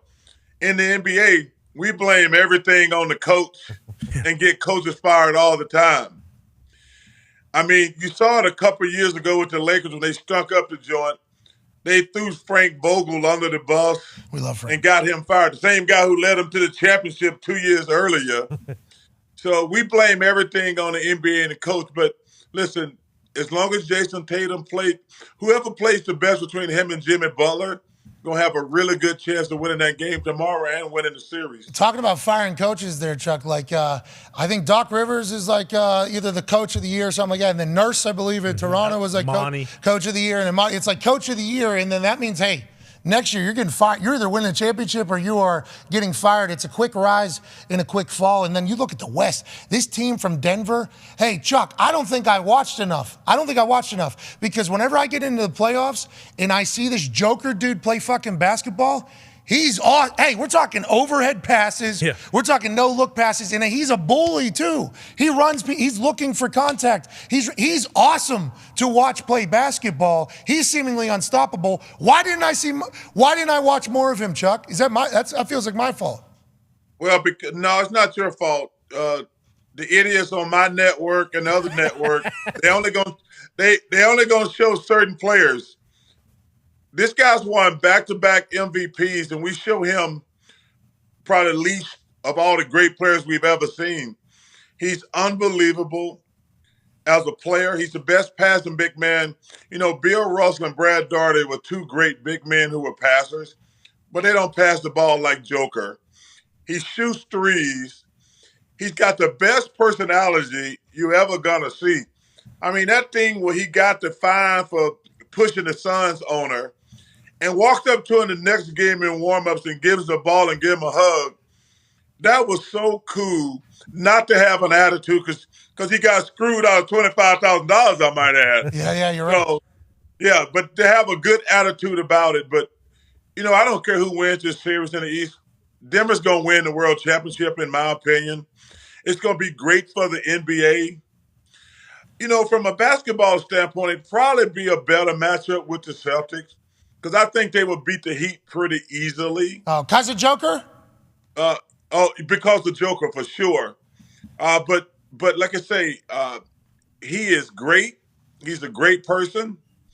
Jamal Murray's healthy for the first time in 2 years, and he's playing great. Their bench is fabulous. But whoever comes out of the East going to have a handful with the Joker, and I believe the Nuggets going to win it. So speaking of winning what it is, we actually have the Larry O'Brien Championship Trophy in the Thunderdome right now. Did you know this, Chuck, that much like the Stanley Cup, they've been traveling this trophy around? I think it's a brilliant idea. This thing just showed up at our office. I don't know if that's Gerard and Amanda running the socials. They're perfectly in unison. Wow. You see the foot for foot for foot for foot. Larry, I don't want to be responsible for it. Yep, all right. Thank you, Gerard. Wow. Hell yeah. Wow. Hell yeah, Chuck. Woo. Isn't that beautiful? Well, we had the Stanley Cup in the studio a couple weeks ago because this is going to be the first year TNT. This is our first year we've ever had hockey. And we got the Stanley Cup finals this year. And the Stanley Cup, which no disrespect to the O'Brien Trophy, the Stanley Cup is to me the greatest trophy in sports. Bro, it's awesome because they travel. It's a person. It's like its own character, isn't it? Don't you feel? Yes, and so I'm not allowed, because I didn't win a championship, I'm not allowed to touch the trophy. I'm very superstitious about that. So I've never touched it. We've had the O'Brien Trophy in the studio probably 10 times. I won't touch it. And we had the Stanley Cup in, and I won't touch it either, because you don't get to touch it unless you win it. And but man, it's great. The Stanley Cup, I can't wait for the finals. And like I say, I'm really looking forward to people getting a chance to see this Joker dude, because he is phenomenal. Chuck, I thought the superstition was, and I didn't win one. I wasn't lucky enough to ride the coattails of any team to win a Super Bowl, acting like I win. Yeah, I wasn't on a team that won the Super Bowl. We were in the Super Bowl, but the thing was like, don't touch Lambeau. Don't touch Lambeau. And I thought it was because if you touch it, you'll never win it. Are we looking at a potential return to the NBA to maybe win yourself an opportunity to touch this, Chuck? Or what is the superstition if you touch it now? No, I just it's just a sacred rule. You didn't earn it. Is that what you think? Yeah, you didn't earn it. Just for the record, Kenny didn't either. Let's get that out the way. Hey, also, I mean, there's a lot of you guys do a fantastic job, and I think this is smart of the NBA. How do you feel like the NBA currently is? You know, because I know there's always this conversation that kind of happens: old school, new school, how things are handled, how guys go about doing their business that are in the league. I know you were somebody talking about like these guys got to play. Like these guys got to play. Feels like that's changing. Feels like we're getting to a spot where you'll have more respect. You think, or how do you view the current state of the NBA right now? Well, I'm always have respect for the guys, because getting to any professional sport is a great accomplishment. Agreed. It's a accomplishment. You know, I'm not big on this load management. You know, Pat, guys are making $40, $50 million a year. To play basketball 3 or 4 days a week, I don't think it's a lot to ask. And what's going to be crazy, we're going to have guys probably making $70, $80 million because, you know, we're negotiating a new TV deal right now. We're going to have guys making $60, $70 million. And to play basketball 4 days a week, I don't think that's a lot to ask. You know, I hate load management. And so that's the only problem. And but I also have a problem with, you know, the Boston Celtics are a great example. Here we go. They come out every night and just jack up 100 threes. Mm-hmm. And when they make them, they win. When they miss them, they lose. Not sure that's a great strategy. You said that, hey, you said that last night. That was a big part of your thing. You're like, I heard a lot of people on TV say today, and I like that you've added that to your repertoire. Yes. What, like, I don't want to say correcting, but at least talking about things that are being talked about. You said, I've heard a lot of people say that if Boston makes their threes, they're going to win. If they don't, they're going to lose. That's great analysis. I think that's what you said. Hey, I'm glad I'm on your show, because I really want to say no shit, guys on TV. That's great analysis. And I said, yo, that is the stupidest thing. Of course you're going to if you make all your threes, you're going to win. But the thing I'd like to see with not just the Celtics, all these other NBA teams, guys, we're not making shots tonight. Let's at least try something else. And because strategy is important. I thought the Celtics, that was one of the best games I saw, but they actually mixed it up and took it to the basket. Yeah. Tatum dunk first. Oh, yeah. So it drives me crazy. But that's the only thing I hate about the young guys, load management, or going to the gym saying, we're just going to shoot threes all night. I'm like, well, that's great if they're going in, but what if they're not? And that's, to me, what's going to be interesting about the Celtics. Can they win a game where they're not making threes? That's going to show me how good they really are. Go ahead, AJ. That to me is going to be the true test of how good they are.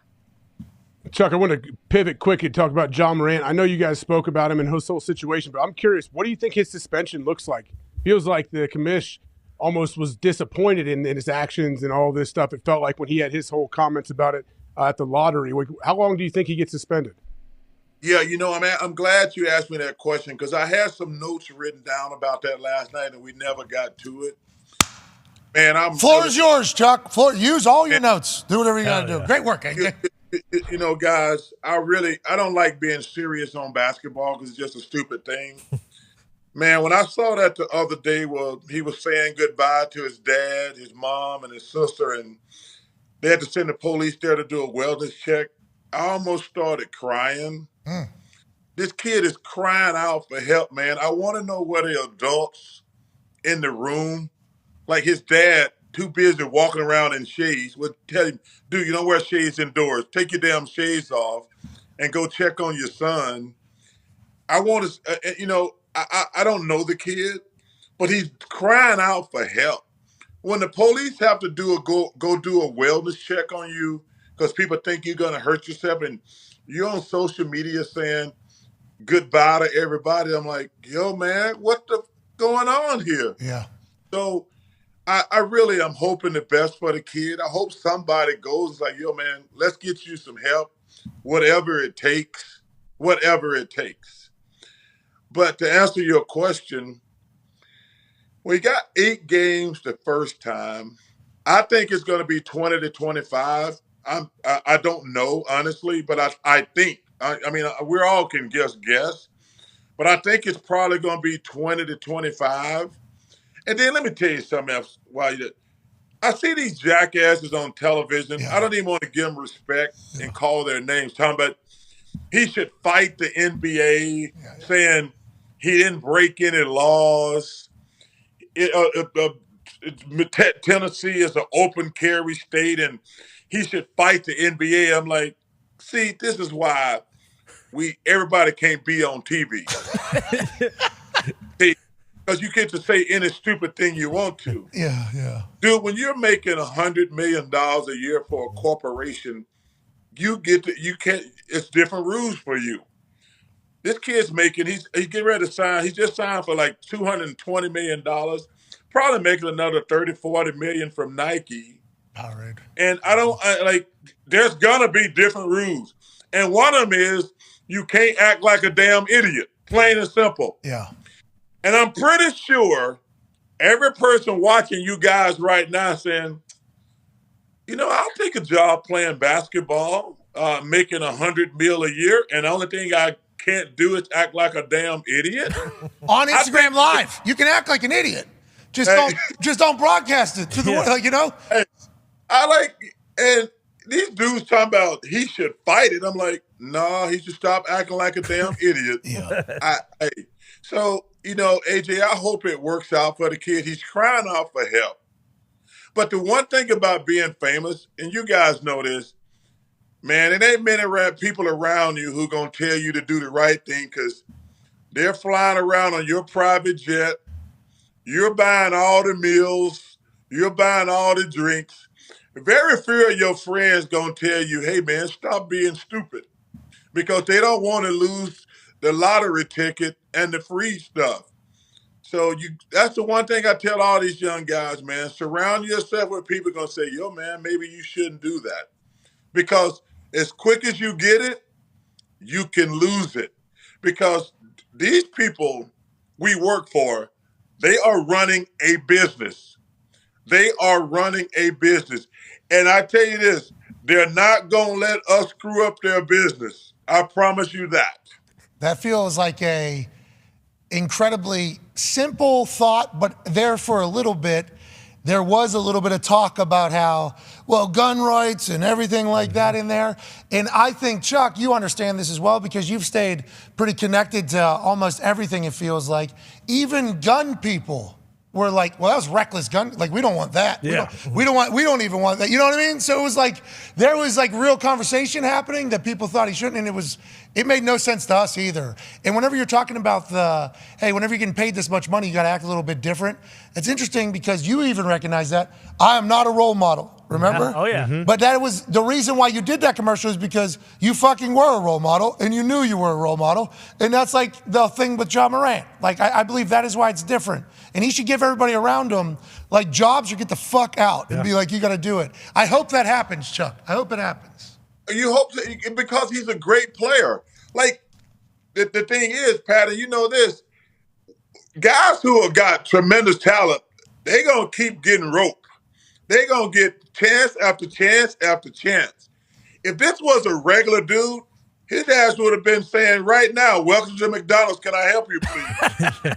You know, but this kid's a great player, so he gonna keep getting chances. You hope he learns. You hope he gets some people around him be like, "Yo, man, what the hell are you doing?" Yeah. I mean, and it's really crazy because he's a great, great player. But hey, man, you guys been around a long time. I've been around a long time. I've seen a lot of guys throw it away. Oh, yes. I'm coming up on 40 years.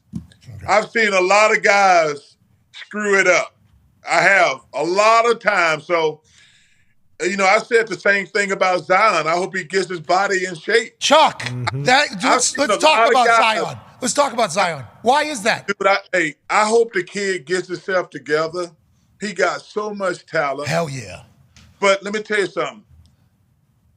I've seen a lot of guys eat their way out of the NBA. Ooh. A lot of guys. Hey, and you guys in the NFL, y'all probably saw more guys eat their way out of the NFL. Yeah, I almost did. Yeah, I couldn't finish. Hey, Pat. Hey, let me tell you something. I was the number five pick in the draft. What? So was AJ. I got in shape for $2 million. For $200 million, they be saying, you be saying, damn, Charles anorexic. We hope that is another situation that ends up being a great one because both of them have a chance to impact the game forever, we believe, as noobs, and Chuck obviously believes. And make at least probably close to $1 billion. That's real with the way current marketing is and the way yeah. the NBA is and the exposure nowadays and how busy. I just watched that Air. Yeah. Uh-huh. And the way marketing obviously has evolved since then. Shout out to Sonny Vaccaro, I believe, who was the real driver behind that. But the amount of money in these businesses now, especially with social media in the modern landscape, so much money. But Pat, you don't even. Josh just signed for $200 million for like 5 years. He gonna get another deal. Probably twice that much when he's 30 years old. That's not even counting Nike and the endorsements. I think his new deal kicks in. It's like 5 years, $215 million. And he's going to be like 27, 28 and get another $300 million. And that's just from basketball. So it's crazy. And like I say, we're getting ready to redo the TV deal. And these guys probably going to make another $40, $50 million when the new TV deal comes through. That's awesome. Damn. Hey, Josh. Hey, Zion. Let's go, boys. Yeah, what do we say? Let's Come figure on it now. out. Let's Come be a on part now. of that. Let's be billionaires. That's fun. Speaking of a billionaire, go ahead, Ty. Yeah, Chuck, do you buy all the stuff with LeBron saying he's considering retiring, or do you think that was kind of, a lot of people on Twitter and in the media saying that he kind of just wanted to change the narrative so that we're talking about him potentially retiring as opposed to the Lakers getting swept? Do you think he's going to stick around until Bronny gets to the NBA, and do you think that will be with the Lakers? Well, I was disappointed in LeBron because he had to know that these fools on TV were going to talk about it all the time. I tell people, I got so frustrated the other day watching television. The first two stories were LeBron retiring, not about how great the Denver Nuggets played, how great the Joker is. It was about, is LeBron, and hell no, LeBron ain't gonna retire. Whoa, you're saying it was a work. You're saying it was a work to distract everybody. Whoa. Yes. No. And listen, hey, I love LeBron, but he knew what he was doing. He knew what the hell he was doing. Yep. LeBron, first of all, he gonna make $50 million a year the next 2 years. He ain't walking away from $100 million. But I don't think he should have said anything about that. I was very disappointed because nobody even talked to you. And the first thing you said to me today was, man, how great is the Joker? How great is the Joker? I'm like, yeah, man. If y'all quit talking about LeBron retiring, it was the convo. You're saying he did that, and you think he knew that's all it'd be talking about. I think he thought, like, nobody's going to talk about D'Lo Russell getting benched here at the end. Nobody's going to talk about us getting swept. They're just going to talk about me retiring. Might have been looking out for the boys. But you're saying, yeah, it took away Joker's moment, though. These guys just 4-0'd the Lakers in the Western Conference Finals, which nobody could have expected, and that stole the headlines? You think that? Oh, geez. It definitely stole the headlines. And listen, and I feel bad for Denver. This is the first time they've ever been to the championship. Hey, congrats, Nugs. Let's go, Denver. Congrats, Nugs. And I say, it took away from the Joker, and it took away from the Nuggets finally getting to the NBA Finals, which is a great story. Jamal Murray's a great story. I mean, you think about it. He's been out the last 2 years with a torn ACL. Yeah, dude. And how great is that to come back? Because in the bubble 2 or 3 years ago, he was playing great. Then he blew out his knee.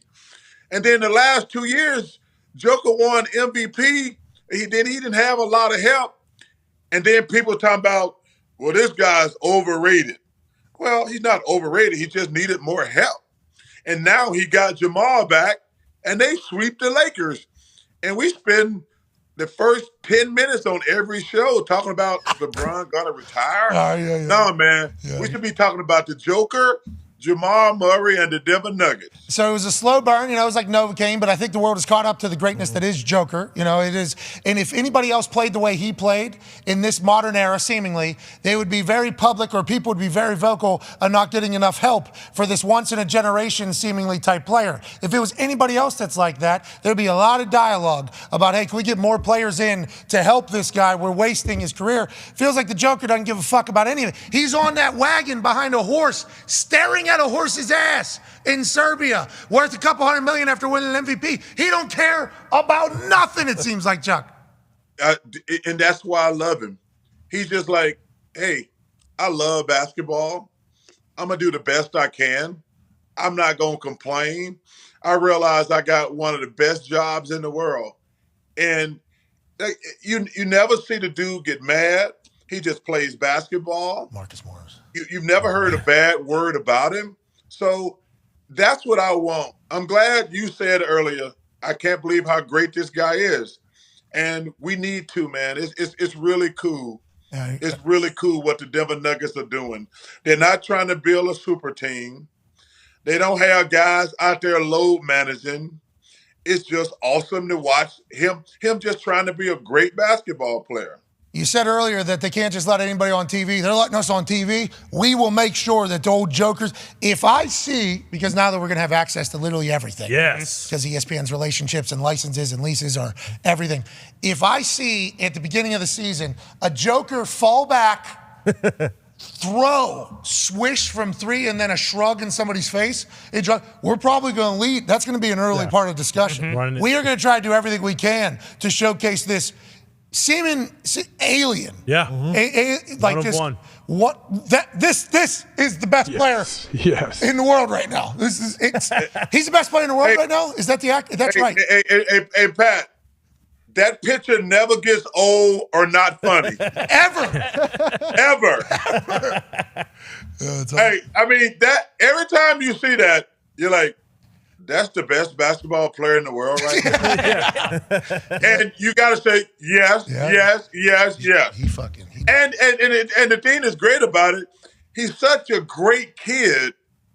I mean, he's just so awesome, such a great kid. So it's amazing, man. It's amazing. Yeah, where is that? Is that Eastern Europe? I think so, yeah. Serbia? Central? I've seen some videos of like the games over there and stuff, and I guess Luka, same exact way. Oh, yeah. They're talking about the style of basketball and the environments in which they played basketball, and then they come over here to the NBA, and people are like, these fans are going to be rude. It's like, are they throwing fire onto the court? I don't think they're doing that. Seemingly, nothing gets them. I'm pumped for basketball to continue to follow along. Go ahead, AJ. Sorry about it. Chuck, what about the Warriors? Are they going to be able to stay together? Like, what do they look like next year, you think? Well, they're too old. I told them at the beginning of the season, everybody thought I was crazy. I said, well, them old guys ain't going to last. It's going to come down to the young guys. And I think they figured out the Wiseman kid. He's not going to be a player if they let him go. I was very surprised I'm a big Kaminga fan, but man, it's not looking good. Moody's done a good job. So those older guys, they're past their prime, except Steph. So now they're gonna have to figure out what to do with those young guys, and that's the thing that they. Hey, got they hated work. each other, Chuck. The young guys, old guys. Allegedly, there was tension. The internet was saying that. Is that real or no? Well, old guys never want to pass the torch. You know that. Okay. But you have to pass the torch because you think about it. The young guys are the reason they won last year. Wiggins and Jordan Poole were the reason they won last year.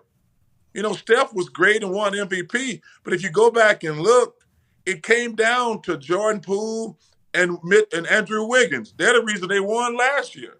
Oh, my. But So this is remember they had those 2 lottery picks. They took Wiseman and they took Kaminga.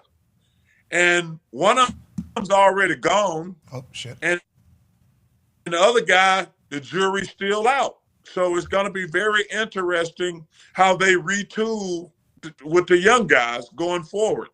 Obviously, Steph and them have won a lot of these. Okay? That's Larry O'Brien championship trophy. Chuck won't fucking touch it. Okay? You've earned it, Chuck. Okay? You know how they just give people doctorate degrees and shit? Oh, yeah. You're a fucking champion of the NBA for everything that you've done. You've earned it. I hope you get a chance to do that. But kind of the way you're describing it there, it sounds like, because Steph had to give a motivational speech, right? Yeah. Hey, don't get on the plane if you don't want to go win. Allegedly, that happened. So it's not Steph they're beefing with. It's the surrounding cast. They're like, hey, we are the next chapter of the cast that is around Steph. Yes. So that's what I didn't understand at the time. That's kind of what's happening, you think, Chuck? Well, I mean, I listen. Old guys never want to, number one, admit they're old. You know, but it happens to everybody. Hey, listen, I want to still be playing in the NBA, but it doesn't work like that. Chuck, you can still put up. Chuck, Hey, you can still get 4 rebounds, don't you think? You can still 10 and 4. You do look good right now. Are we in the middle of is this new? Are we skinny forever? I'm trying to do the same right now. You know, man, I started this drug called Manjaro about 6 months ago, and I'm down 57 pounds. It's been amazing. My doctor, she's amazing. Hell yeah. Yeah, I started taking this Manjaro. You know, I know a lot of people take Ozempic, but my doctor prefers Manjaro. And like I say, I started at 352, and I'm down to 290. Here we go. And it's been great. I'm starting to feel like a human being, not a fat ass anymore. Hell yeah. I want to lose. You know, my doctor says I can't get to my playing weight, which was 250, but I'm going to get to 270. Let's go. Because my doctor told me, she says, there's a lot of fat young people, ain't a lot of fat old people. they're all dead. Yeah, yeah. So I felt like because I gained a lot of weight when I got my new hips. So I'm like, yo, man, I want to be here. So I'm working out. I'm taking my shot once a week. And like I say, I'm going to get down to 270. Because, man, I want to be here. I don't want to leave all my money for my freeload-ass family. Hey, we need you here, Chuck, so I'm happy to hear that. Hey. Is it, so what is it, same outcome, like appetite suppressant? Is it semaglutide in there? What is it, what do you know what it's doing to you exactly? Yo, because everybody's talking about this shit. Hey, no. You know what's funny? I have zero idea what it does. I'm not gonna lie. You have no idea why it's happening. I have zero idea. Like, everybody keeps asking me. Now, she did say, I want you to eat a little bit better. So I've probably been eating a little bit better. But I got zero idea what the hell this drug does. Sounds like the perfect thing. We're going to get down to 270. Already lost 62 pounds. Let's go. Keep going, Chuck. But every time somebody asks me that question, I start laughing because I have zero idea what it does. I know it's working, though. Yeah, hey. Are we not asking questions, or are we thinking just as long as it keeps working, I'm going to live longer? Don't tell me shit. Just results, baby. That's hilarious. Connor has a question for you, Chuck. Yeah, Chuck, speaking of your playing weight, you know, because the guys on your show give you shit for not winning a title, people on the internet and in person, they think they can talk shit too. But then your highlights, they'll hit the internet and people will be like, holy shit, I have to put a lot more respect on Charles Barkley's career and game itself. How do you think you would fare in today's NBA? Because you're like the perfect stretch four. You think you probably have like 40 and 20 a game, or what do you expect you to have? Well, the game's a lot easier today because, first of all, if they breathe on your heart, you get free throws. Oh, that's a problem. Yeah, I mean, so it's a lot easier. But it's man, listen, I want to win the championship. I think all guys want to win a championship. For some reason in the last 20 years, idiots and fools on TV start telling guys they didn't win the championship, their life sucked. Then the teams and the guys took it personal, started teaming up. And I'm like, yo, man, I'm good with my career. This is not tennis or golf. We don't play an individual sport. I'm happy for Joker if he wins it because a guy that great, I want to see Chris Paul win the championship. I like to see Jason Tatum or Jimmy Butler win the championship. But you have to it's a team effort, especially the NBA is the hardest one to win because you have to win 4, not 1. You have to win 4 each series. So I always laugh when people try to like, hey, you didn't win a championship. I'm like, okay, I didn't. Well, you think I'm gonna go out and hurt myself? I think I'm doing pretty damn good. 5-time first team All NBA, 11-time All Star. What? Gold medal. Hey, Pat. My life don't suck. No, I know. You're living great, and we're all getting to benefit from it. And let me tell you something. There's some guys I'm pretty damn sure won the championship will trade places with me. No, you don't say. Yep. You're the absolute man, Chuck. We appreciate you. Good luck the rest of the way through the coverage, and thank you for making time. We golfing today? What do you got today? I stopped at my place in Philly to get some clean clothes. Smart. And I'm like, I'm going to go out, get me a nice meal, do 3 martinis. What? Hey, get a good night's sleep and jump on an early plane to, I think, Italian or steak. I got to flip a coin. Nice. I'm going to grab either one of those.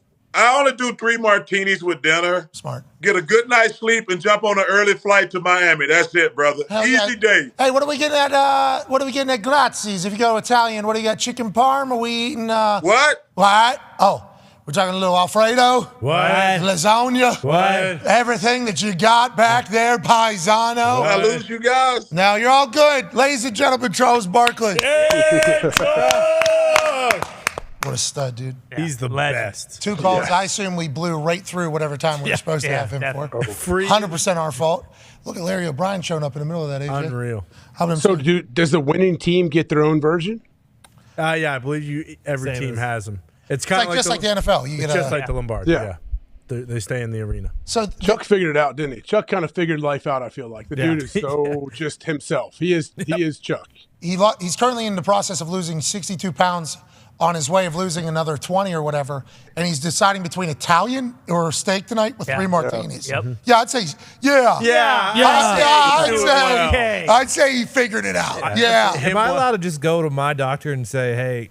I think, dude, it was on the national news. So. My wife watches the nightly news and then the morning shows, and those are basically the same thing. Mm-hmm. The nightly one is just a catch-up of what's still happening from the morning one. I've kind of learned this. Interesting styles of television that people are watching out there, by the way, those morning ones. But they did the special on it, and normally there's some sort of negative angle for everything.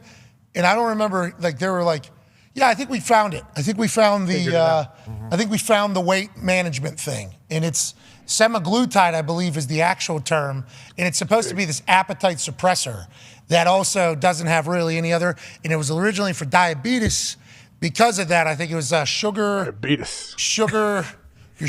things controlling it. Yep. So you don't have any spiked cravings and urges to eat more. So it kind of monitors that. And then there's other effects too that kind of anytime your blood spikes, I guess your brain has some sort of reaction that potentially makes you do things like OCD allegedly. There's a chance that it can potentially help with and other stuff. Yeah, I think they're seems like, and I think we're early in the whole process of this, seems like they're thinking, we got it figured out. I'm thinking we found it. And as a person that likes to eat and my weight has fluctuated, I'm very interested to hear about this. And it sounds like Chuck's like, Yeah. They got it figured out. Yeah. What are they doing? We don't know.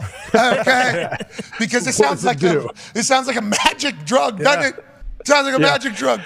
But the best is Chuck to say, to tell you the truth, I have no idea. 3 martinis, they said. Yep. 3 martinis. I just want to be around so my freeloading ass family doesn't get all my money. Let's get to a break. He's the best, dude. He is. Hot start, Why he's too. so good on TV, man. He's so good because you believe him. Like, yeah, I believe that's exactly what he's thinking right now. Yeah, that's the guy I would like to hang out with up there. Yeah. Oh, there's Diesel. What a man.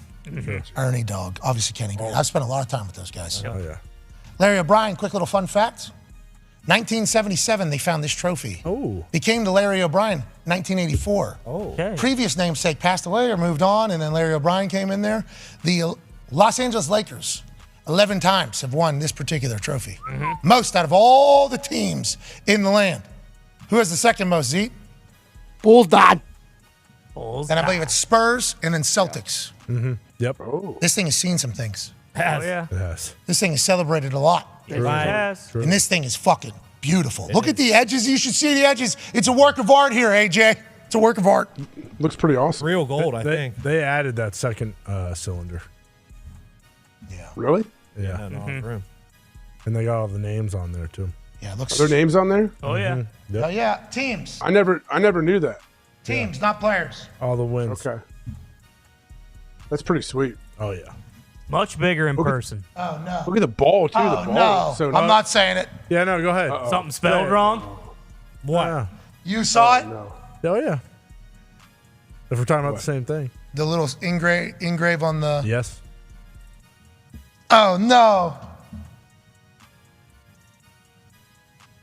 Let's get to a break. What is it? It's just it's a good trophy. It's a great trophy. Say it? No, you should say it. It's a beautiful trophy. You should share it. Nope. You should. I don't think they care. You know how many Is it a photos and misspelling? videos this thing's been in? Someone else has definitely seen it. Let's get to a break. Just say it. Hour 3 will be on the other side. It says right there on the back. Don't say it. Go ahead. I want to believe. Go Don't ahead. say Go it. ahead. Go ahead. Brian, it's Do pretty not. clear. Good artist. Go whoever ahead. did it. Come Pretty on. clear and That's great. the greatest trophy in all of basketball, Pat. Say it. I've been playing basketball my whole life. Don't The new say it. The new trophies are very, very cool, though, Foxy. You know that. Someone draw a phallic shape. Go ahead. There's a penis on there? Zoom in on that thing. Kind of looks like a Dahn. Here we go. Just so everybody knows. Chuck, you can touch this one. Oh, it's a replica. You can touch this one. Oh, right, that's smart. all right. Smart. It's okay. Just in case I ever go on to win one. You know what I mean? But he's wearing gloves. This one was not with Mark Cuban, though, on the plane. He's wearing Okay. gloves. This one was not with Michael Jordan. No. He's hugging Kobe. Those ones are different, anyways. That one's an upgrade. Of course, this one's better. Holding a baby here, you see? You should actually. Why don't you do a giveaway now and just shoot it? Whoa. Yeah, just throw it across the room. He's wearing gloves. There. Here we go.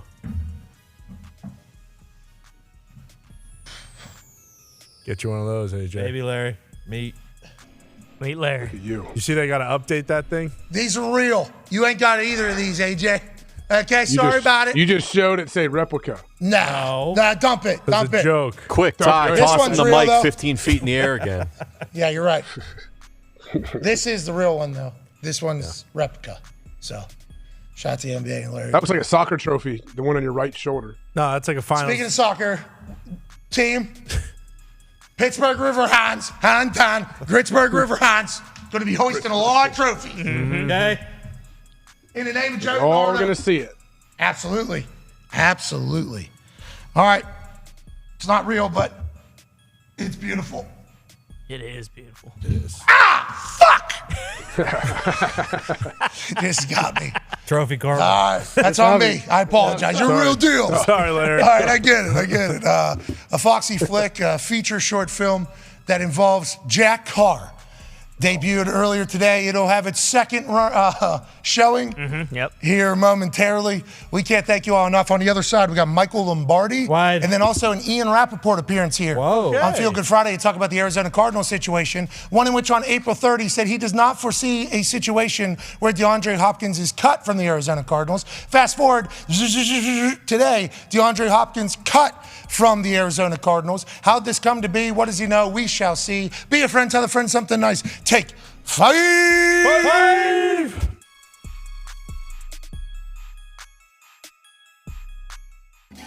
In an abandoned warehouse, Arthur Isaac Fischel, the world's AI authority, has summoned the Earth's most influential doofuses for an emergency meeting about the terrifying powers of artificial intelligence.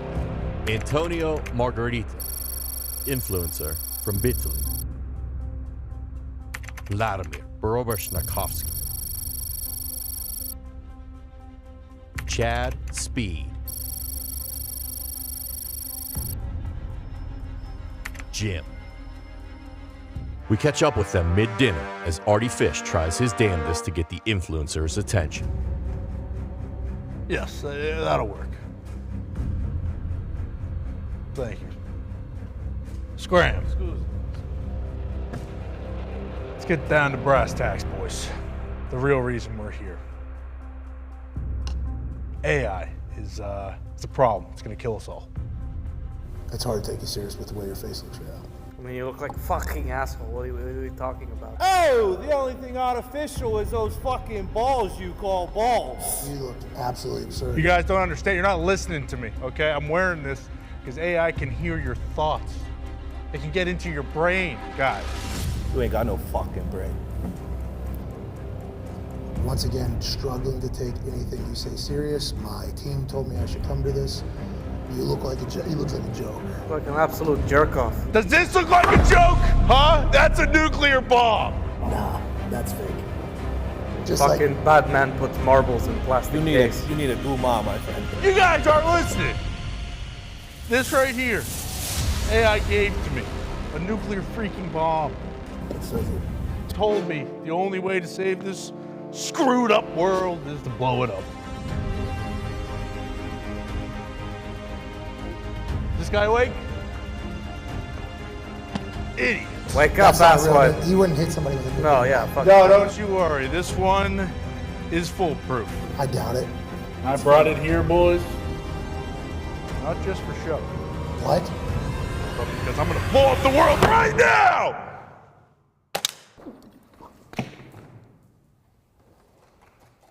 Holy shit! That's Jack Carr! Turns out, that was an actual nuclear bomb. Arthur Isaac Fischel was going to blow the entire world up, and Jack Carr saved us all. It was his actual first shot. And Artie Fish is actually dead. Forever. Thank the Lord that Jack Carr sensed trouble. His new book, which is the 6th installment of the Terminalist series, Only the Dead, is currently available at all bookstores. You should buy it. As you just watched, he saved the world. Hell yeah, Jack Carr. Hell yeah. Welcome to What Are We Watching? I, Doofus, will tell you, watcher, what is going on in the streaming TV world. Today, we will start with the Big Door Prize. It is on Apple TV. Now, I know Apple TV costs money. If you don't have it, you should, because every show on there so far has been pretty good. The Big Door Prize isn't very complicated. Mysterious machine, the Morpho, shaped like a butterfly, shows up in town at a general store. Now, what does this machine do, you might ask? It tells you your life potential. And it's not that simple. It doesn't say you're going to go there and do this. 1 word, 2 words on this little blue card. And guess what? It causes quite a stir in town. Now, this man, boom, is the main character. He's an Irish fella. He's pretty funny. His wife, boom, that lady. She is for the Morpho. Main character, not for the Morpho. Every episode follows a specific character in the town, whether it be the priest, whether it be a hilarious Italian man, Giorgio, who has a restaurant in town and is sort of the, I don't know, hero of this town, Deerfield, I believe. Now, you might think, where can a show like this go? Is it funny? Is it dumb, doofus? Tell me. What's it all about? I don't want to give too much away. I would say it is incredibly interesting. They follow kids at a high school because, boom, main character, boom, his daughter goes to the school. She has an episode. Boom! This guy, who sometimes goes as Jacob, sometimes goes as Jake, he has a very interesting story that I know you're going to want to hear about. If I were to rate this show, I'd say it's a 10-win NFL team. They're going to the playoffs. Now, do they advance? I don't know, because we're only, 7 episodes into season 1. So them advancing to the Super Bowl, that remains to be seen. But a 10-win show, boy, it's worth a watch. And that is what we are watching. Hey, look it!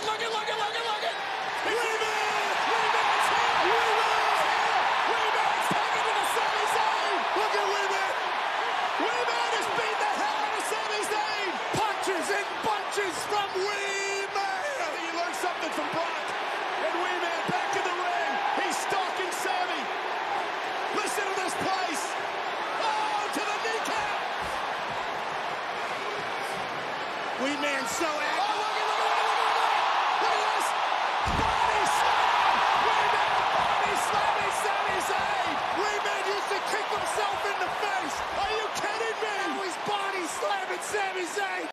There's fear around what does it mean if I'm not 100% and I don't play my absolute best? Can I live with that reality? And I think many people can't. Rodgers has been playing through pain a lot here. We've seen him throughout his career play through pain, but now 2 things, the thumb and the ribs. For me, I can, because I know what competitive greatness is. Going out there and trying to do your best all the time and putting your body on the line. If you're 90%, 80%, 70%, gives your team the best chance to win, then you're out there and you're playing. Aaron's going to suck it up. You know what he's going to do. This is their seasons on the line. And also being able to look in the mirror. I mean, that's honestly the only person you have to really appease, whose opinion you got to live up to, is that person staring right back at you. That's why I've always wanted to play, and that's why I've never wanted to come out of games, because I want to look in the mirror and know that I did everything I could to be out there with my guys, put my body on the line willingly. That's the nature of being a fierce competitor and striving for competitive greatness, is that it's not really a question. I don't need somebody to tell me, maybe another week you'll be 100%. Maybe just wait 1 week. No. Felt like I was in a fucking movie right there, dude. Hey. What? Let's go. This show fucking stinks. And the fact that you listen, we are very, very thankful for it. AJ, you never cease to amaze me with your toxicity, pal. You got a couple of these? God damn it! What the fuck are you doing? Fuck Boston.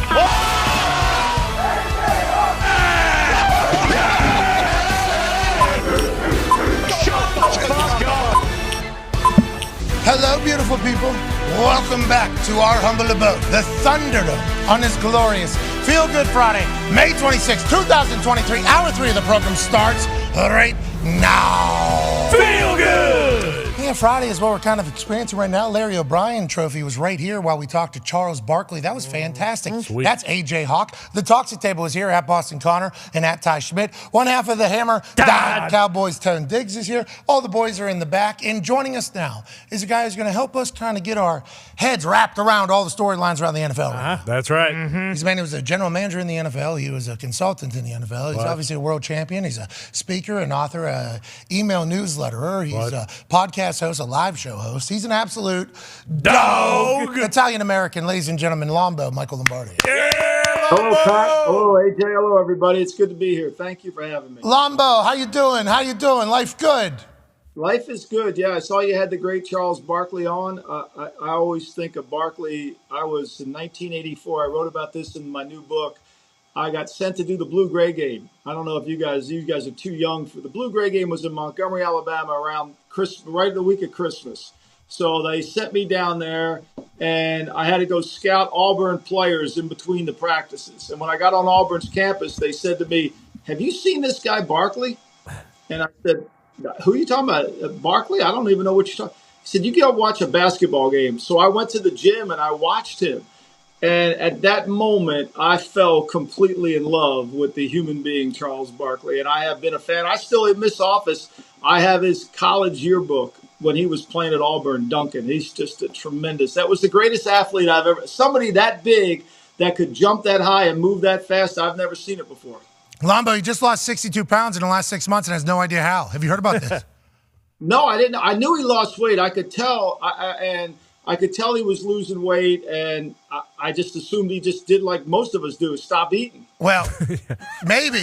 Honestly, he doesn't know how it happened. He does know he started taking some medicine that I think it's not Ozempic, it's another one. Monjaro or something like that. Yep. It's kind of similar, and he's just lost weight, and he's trying to get to 270, and tonight he's eating Italian. He said, am I eating 3 martinis, some Italian? Mm-hmm. It's like, what is this thing that you're taking? What does it do? It sounds like a miracle drug, Lombo. I think we'd both love it.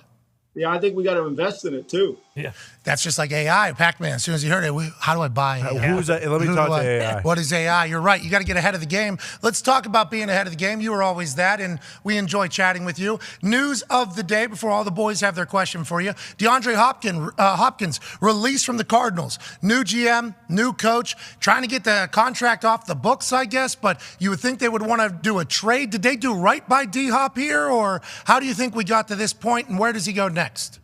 I think a lot of it, the back channel of the story is, so when Hopkins, a lot of conversation was he didn't want to, he's due to make $19.4 million this year. And a lot of people around the league thought he wanted a raise because we've seen this receiver market creep up into the mid-20s, right?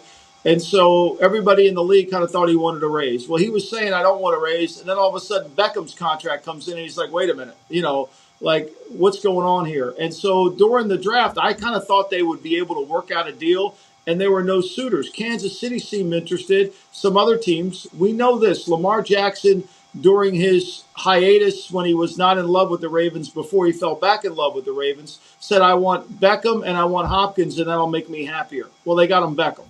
Now they have a chance to get them both. So I think a lot of this was they just couldn't trade him. There wasn't a market for him to take on that contract. I think now it's harder than ever because we are going to be in June soon, and not a lot of teams have cap room. The Chiefs have less than $1 million of cap room. They would probably be interested. Could they make it work?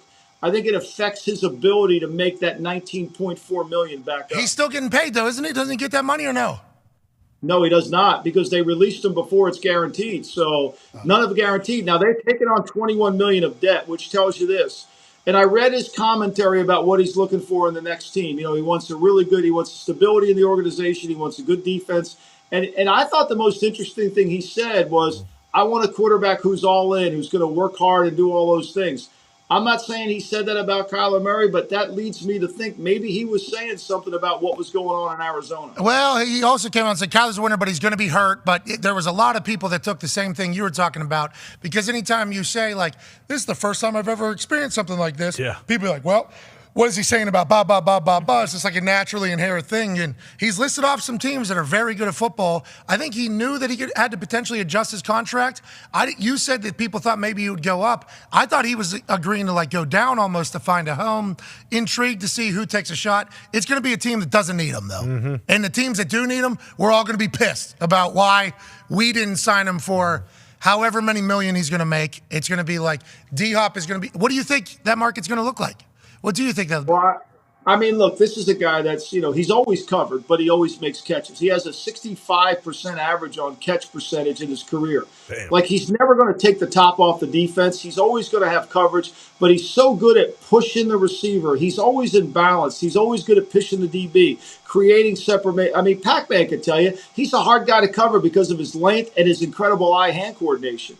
And when he gets to a quarterback that'll throw him the ball when he's covered, he'll make the play on him. And he's got unique ability in that area. I think Kansas City would be an ideal place to replace Juju Smith-Schuster, right? He's in the slot. He's got Kelsey. He wants to go somewhere where he can be the other guy, where he's not going to draw the third down double team. I think the Ravens, look, Lamar Jackson in 19 had his best season. He won the MVP. Why? Because they had Mark Andrews and they had Hayden Hurst. He threw the ball in the middle of the field. If you have Hopkins in the middle of the field along with Mark Andrews, you're going to make a lot of plays. I think the Ravens should be, because Lamar doesn't throw the ball on the outside as well as he does in the middle of the field. Well, and they got OBJ and Zay out here too that at least have to draw a little bit of, I don't want to say attention, but a little bit. Can't completely come into the middle of the field. And I think with Lamar, hey, he's only going to get better running, I think, as they open up the arm. Don't you agree? Absolutely, yeah. Because, most of the time now, everybody rushes with him is almost like they're counting 5 Mississippi, that nobody wants to run up the field. They're scared he's going to get out of the pocket. So Lamar's always, even though the Ravens line isn't always the best line in the league, he gets time because A, they run block really well, and B, you can't lose contain on Lamar or else he'll take off, and next thing you know, it's a 30-yard gain. Got AJ? Lombo, I don't know if you saw, but Russ Wilson looks like he's in pretty damn good shape right now. We saw a side-by-side picture. We don't know exactly what his regimen is, but he's looking good. What do you think that season's going to look like for Sean Payton, Russell Wilson, and the rest of this team? Well, I think it's going to look like, because I have great respect for Sean Payton as a play designer and as a play caller. And I think he's taking control of the offense again. We're not going to let Russ cook. Russ is going to have to work on the line. Russ isn't going to do the meals. And so Sean can handle that. And I think he's going to bring out the best in what Russell can do at this point in his career. One thing about Sean Payton that you have to really remember, he believes in, he's going to run the football. He's not going to be a 50-pass game every game. He understands play action. He understands how to control the pace of the game with the running game. I think it's an awfully good opportunity for Russell to kind of regain his career, and the burden of responsibility is no longer on him. I wrote a column for VEASAN this week, and I think it's a little unfair to certain players when you make a trade for a player and you basically tell the world we're one player away, right? Aaron Rodgers goes to the Jets, we're one player away. It's a lot of pressure on the player, right? And so I think what Peyton's going to do this year is, look, we as a team have to win. We weren't just one player away, and I think that's really important. Go ahead, Connor. Yeah, Lombo, the Patriots just got 2 OTAs taken away, and obviously everyone's saying, of course, the Patriots are cheating. You know all about it, Lombo? Yep. Oh, you know all about it. Wow. You're probably cheating too, Lombardi, of course, is what they're going to say. I cheated in school. Yeah, if you were a good student next to me, you'd be careful. I was looking at your paper. You'd be careful. Amen. You be careful. Yes, it's just a smart move, just like Bill Belichick would do. Of course, he loves you. But seriously, what happened there? Does Bill give a fuck about, breaking rules when it leads to losing OTAs, or what's the whole situation? Also, is he pissed that he got fined $50,000? Well, I don't know about any of what he's feeling, but I do know this. A lot of teams in the league are really worried about the OTA days and about losing. Seattle's lost time, Dallas, New England. I think they went over them. The young players wanted to have more time in the meeting. They went over by 15 minutes. It wasn't that they were practicing or making it mandatory. The players, the young working players, too hard. Working too hard. Working too hard. Yeah, that's what the word is. What I was told was they were younger players in the room that wanted more time. So, look, this 4-hour rule, if the players don't leave the building, it becomes a problem for the team. I thought it was, losing 2 OTA days, I'm not sure that's an issue because most teams don't use them all. Cincinnati hasn't even used an OTA day. I think it's harder on the younger players to get caught up, and the time limits in the building, understanding that we as teams, me included, have overemphasized all the work in the building and made the offseason drudgery. I think there needs to be a little bit of balance. I think it's gone the other way too far. I think there needs to be because you're not going to develop young players if they don't know what to do. You need to have them around. Yeah, we thought there was a chance maybe too long in the cold tub. Yeah, you know what I mean? right. Take 2 OTAs, can't do that. How about this, Lombo? They made a rule, no balls on the field. You remember that for like the first 2 weeks? It's like, so punter, I have to go to a fucking local high school field. I have to go kick there.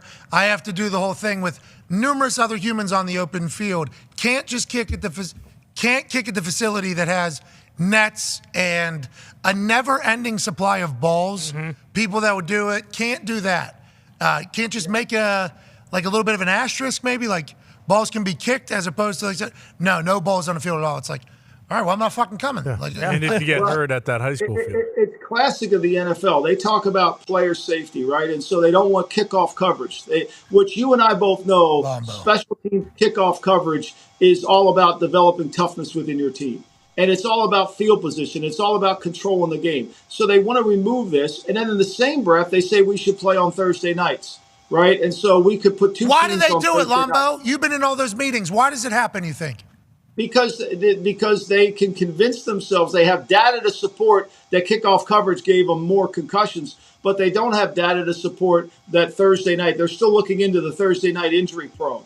To me, it's really a reflection of a lot of people in the league office don't understand what actually happens. You can't kick balls. Offensive linemen, we know they need time in the weight room. They need time in the indoor to work on their craft. You take that away, you wonder why quarterbacks are getting injured more, because the offensive linemen aren't being able to practice and develop. It's just a twofold thing.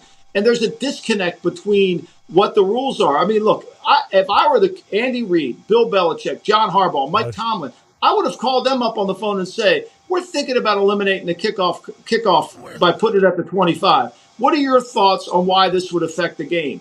And I think you would have gotten really good answers on why it would affect the game. And I think it may have changed. Allegedly, We're trying to protect the players, and then all of a sudden we're playing on Thursday night 2 games. Well, and on turf. And there's a lot of different conversations you can have. Also, we're flying further than we've ever flown to go play games in other places and not having this shorter week, and who knows. But their fields are better than our fields, and our fields will change to be better fields whenever their players come over to America to play a sport that isn't our sport. Okay. None of it really makes a lot of sense. But whenever you talk about all those coaches being asked about the rule change, allegedly they're special teams coaches. Now, I don't know if I've spoken to any of the special teams coaches that were invited, but a brainstorming session at NFL Films, allegedly, McKay wasn't there, Goodell wasn't there.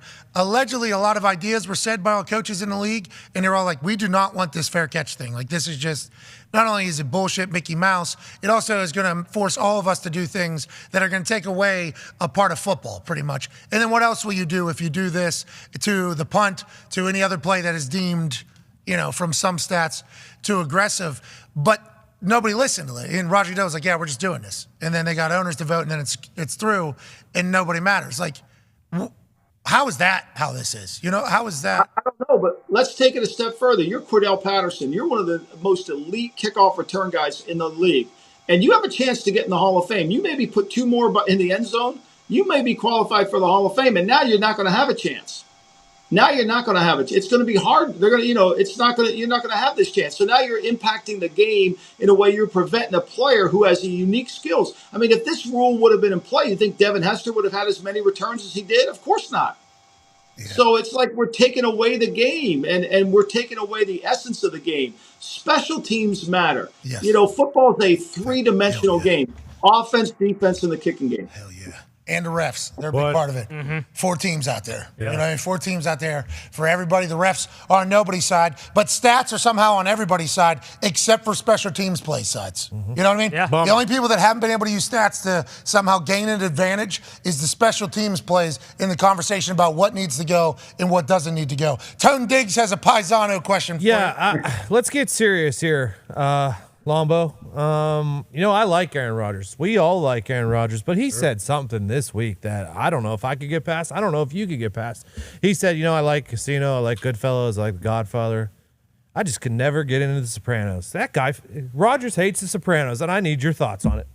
I can't understand that. If you like Goodfellas and you like Godfather, I don't know how you can. And hell, he's right down the corner. He could go visit Tony's house. He's right there in Florham Park. He's right near it. I don't know. I mean, maybe the storyline didn't appeal to him. I don't know. But to me, if you like those other ones, it's kind of hard for me not to like The Sopranos. Hell, I might go home and watch an episode today. Hell yeah, why not? I mean, just go ahead and pop in there. Also, another thing to watch today, especially this weekend, Mike, last 40 minutes, Top Gun Maverick. That's right. 40 minutes. All you need to see, it's its own movie, basically, the last 40 minutes. As they're picking who's all going to go on the mission, Dagger 1, Dagger 2, Dagger 3, and Dagger 4. As they're making that announcement, and then they lay out what it is, and then they go out onto the carrier, and they have those little moments with each other, and then they take off. Fucking fight's on, pal. 40 minutes of just awesome cinema right there. It's an amazing movie. I mean, I got flight sick just watching the damn thing. It was impressive. I don't know how the hell those guys do it. Those guys are heroes. Flying sideways, upside down. I mean, taking that thing up there.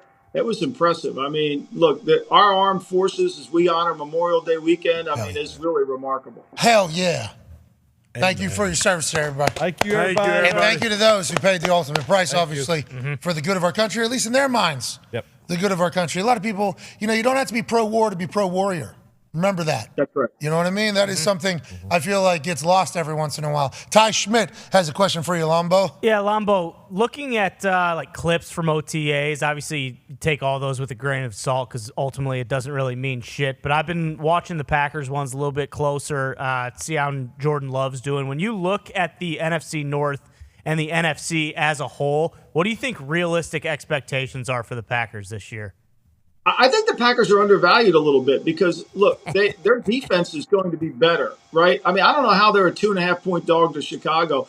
The Green Bay's defense is pretty good. And, Green Bay has two really good running backs. Now, we understand Jordan Love's going to be a young player. He's going to make mistakes. It's going to really behoove LaFleur to change what he does and kind of manage the game differently. But their special teams improved last year. Their defense got better. I think their defense is much better. So I think they're undervalued. I don't know what Love's going to look like. I can't wait to watch him this summer.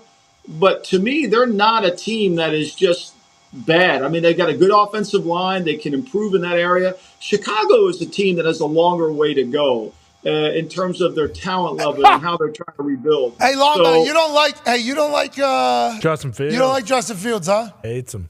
I'm not a big look. To me, all right, let me give you some reasons why. Let me give 91 sacks in 2 years, average 7 yards a sack, okay? I know there's some people that come on your show that think he should be the MVP. I tune that out. I won't listen to that. He also doesn't have Joe Montana in his top 5. I won't mention who that is. No big deal. Okay, we'll move forward on this. So anyway, look, 91 sacks, 29 fumbles. Let me just give you this stat. Last year, the Colts and the Bears averaged 8.5 points in per loss. The Colts threw it 35 times. The Bears threw it 22. They didn't even want to throw it when they were behind. He's got to throw the football. Is he a dynamic athlete? No doubt. But as a thrower of the football, processor of the football, one of the things that really bothered people when he came out was his release. It's too loose. He can't control the ball. He turns the ball over too much. Those are things that I don't like in quarterbacks. He's a dog. You mentioned the Colts there. What do you think about the Colts this year? What does their season look like with Richardson at the helm? And is he going to be starter from day one? Absolutely. I think he will be the starter from day one. I think that Steichen will do a good job of managing what he can do. Excellent. They still have the great Jonathan Taylor. They got to get that offensive line to play better. The six-back attack will be there. But look, let's put this in perspective. The Colts last year beat Kansas City at home as bad as they were. Thank you. Right? We were there.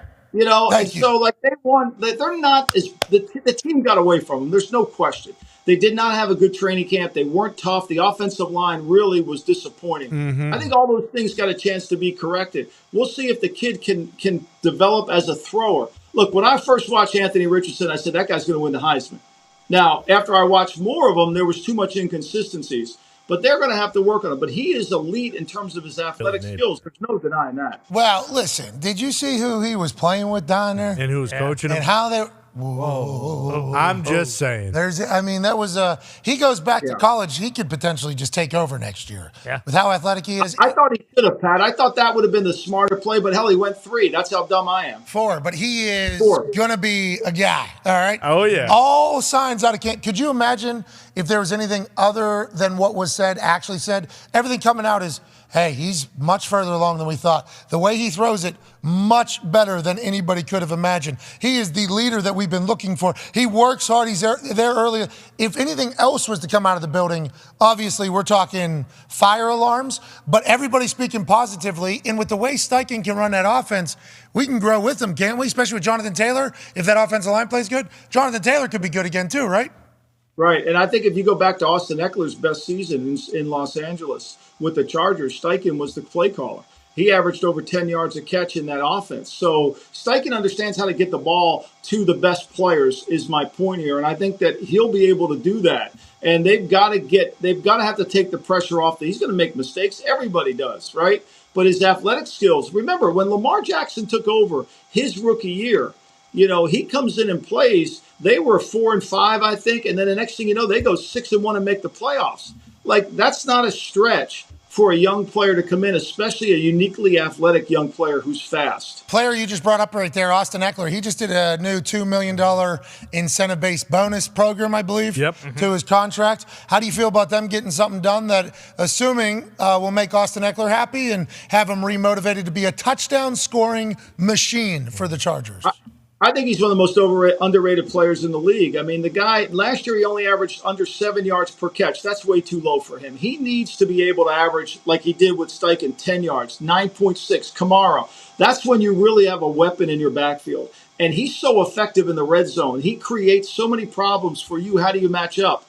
And his ability to run routes and then run with it after the catch is really dynamic. I worry a little bit because Kellen Moore has never been very good at featuring the running back in the passing game. Now, I know he had Tony Pollard, but when Zeke was there without Pollard, I kept screaming for Zeke to be more of a weapon.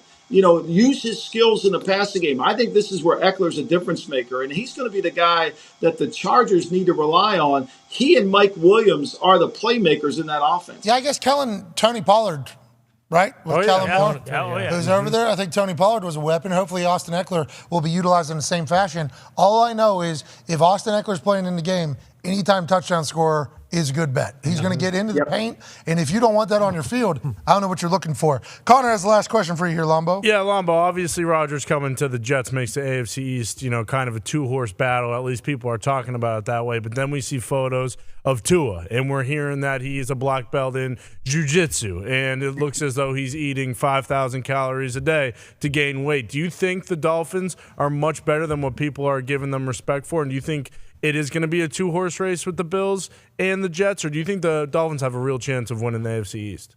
No, I think it's that it's wide open. I think Vic Fangio makes a huge difference for Miami, and I don't think you could overlook that. But let's put things in perspective. The New York Football Jets have only been to the playoffs 13 times since they won the Super Bowl in 1968. They haven't been to the playoffs in 2010. As great as Aaron Rodgers is, and he's great, you just don't turn that switch and become a champion overnight. You just don't become one of the 6 or 8 teams like their head coach mentioned. Oh, we're one of the 6 or 8. No. You got to learn to be a champion. You got to build yourself to be a champion. You got to go through the rigors of it. And just having one player doesn't mean you get there. I think everybody in Miami, everybody in Buffalo, and everybody in New England looked at those comments that he made, and they said they laughed, considering he's only won 2 games in the AFC East since he's been a head coach. He's only won 11 overall. I think, to me, that's the bigger issue. I think it's a wide open race. Do you think the Buffalo Bills take a fall, or the Patriots continue to fall, or maybe the Miami Dolphins fall, or maybe A.J. Hawk falls off his chair in the middle of a program? Is there? What do you think of the Buffalo Bills? What do you think about the Buffalo Bills? I think I love the Dalton Kincaid draft pick because he'll be a slot receiver. I think they should go after Hopkins. Now, they drafted Kincaid for that role. But I think that'll make them. They'll be a 12 team. They'll run the ball more. They signed Murray to run the ball. They need to be more physical with their offense. They just can't rely on Josh Allen's physicality. They need to be more physical. But look, Buffalo's a good team, and they got a player like Josh Allen. You're going to be in a lot of games, and he's going to make plays, and they've got the receivers. They needed that inside slot receiver because when they were really – remember Cole Beasley 2 years ago was good. And then McKenzie started to play well, and then he fell off last year. Kincaid will be that slot receiver. They need that in their offense. I would not discount. I think the East is wide open. All right. I'm excited to watch how it all pans out. And I don't think the Buffalo Bills are going to fall, or the Patriots are going to continue to fall, or the Miami Dolphins are going to fall. Just had to get the word fall in there because that's what that guy who's the all-time leading tackle for the Green Bay Packers did. We appreciate you. Hope to talk more with you this fall, Michael Lombardi. Oh, absolutely. I'm ready whenever you are. I'm sitting here in my office, whatever you need, my man. Thank you, guys. Have a great Memorial Day weekend. Hey, you too, and thank you. Are you back? You drove back home, right? I'm right here. I'll be home in my house in 3 minutes. So once I get through this traffic here at the beach, everybody's at the beach this weekend. Oh, yeah, big-time beach weekend, right? You guys going to be walking the boardwalk? What are you doing?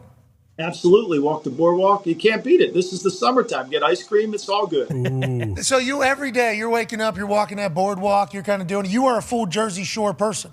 I am truly a Jersey Shore person. Yeah, this is the best time of the year to be here. This is the best time to experience what Springsteen sang all those songs about, even though we only had one hit. Thank you. I appreciate that. Yes. You're never going to let old cuz. Who was it that said that? I don't even know who it is. One he's tweet. Never going to forget. Yeah. One tweet, Lombo. Say, this guy don't fucking know nothing. Ladies and gentlemen, Michael Lombardi. We appreciate it. Thanks, guys. All right, let's get to a break. I believe we are going to say bid the Larry O'Brien Trophy adieu. Oh, it is gone. Oh, never mind. sorry about that. In the middle of the thing, they wanted me to go do a TikTok with it after the show. They asked me. So literally, as Lumbo's giving an answer, I'm hitting the mute mic button for Zito, and I'm going, I ain't dancing. What are we talking about? But they're still in the room. They could. He definitely. they're waiting. You better get in there. They could definitely hear me say that or whatever. Definitely. Because I was like, Zito was talking to me like, hey, they were wondering if they could stick around afterwards. They want to make a TikTok with you and Larry O'Brien. And I'm like, sweet. Just tell them we'll send them whatever they want. Like, whatever they want, we'll send them because obviously we're grateful for that. They're like, well, they want to stick around and wait over. I'm like, for a TikTok. I'm like, I ain't fucking dancing with this thing. What are we? I ain't dancing. All right, Lombo's giving a great answer here. They were very nice, though. I like what the Larry O'Brien people were doing. They're very. I like that they're making it a thing. Yes, exactly. Like the Stanley Cup has started this trend of like, hey, let's do the rounds before we kind of get to the team winning it and seeing it in person. It was awesome. Pretty sweet. Another trophy they could do this? They were all together in New York a week ago. Hanging out. All the trophies were hanging out. That'd be a good animated film. Oh yeah. That was a replica, though. Yes, it was a replica. But it was a real replica. No. Same weight, same everything. AJ, how should I didn't fall, by the way. I was adjusting my mic arm. It looked like you fell. You fell. It did Did it look like really? it took a. Yeah, you fell. Just admit it. I blame me. I trip, I fall, I break things all the time, but I did not fall this time. Not on this program though. So that wouldn't be a. Yeah. It's kind of usually it's slid off. I slid off camera to get to this. You remember back in the day, this boom arm would fall down, and I would hold it up for 2 hours in a show. Yes. So like this, right? I'm trying to figure it out. Nice little bicep pump. He would actually hold it like this, and he wouldn't tell anybody. No. He would. And I don't know how many times you actually did it.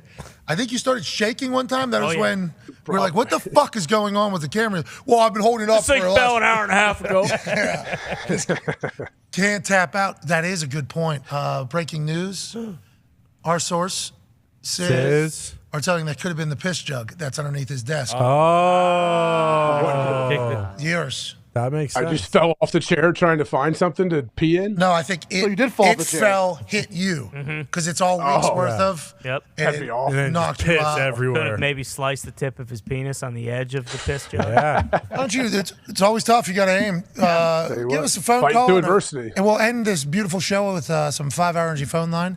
All you got to do is call 1-833-432-3663 or 1-833-4-DOME. If you don't do great with the numbers, go to 5hourenergy.com. That's the number 5, hour, H-O-U-R, energy, E-R. Nope. No, that is not it. But it is E. E-N-E-R. Yeah. GY.com. Use promo code McAfee. You receive 20% off your Hell order. yeah.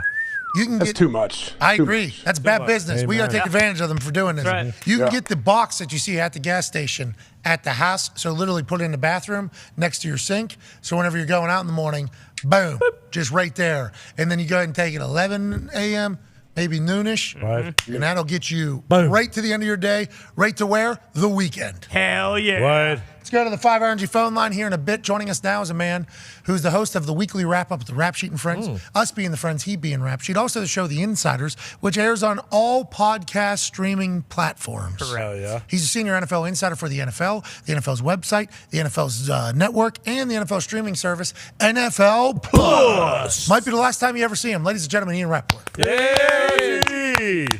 What's up? Golf attack. Well, we got Sunday Red on. Are we battling in the local course, and then all of a sudden some breaking news took place, or is this just standard operating procedure for May Ian Rappaport on TV? Well, so I played yesterday. I was terrible. Oh.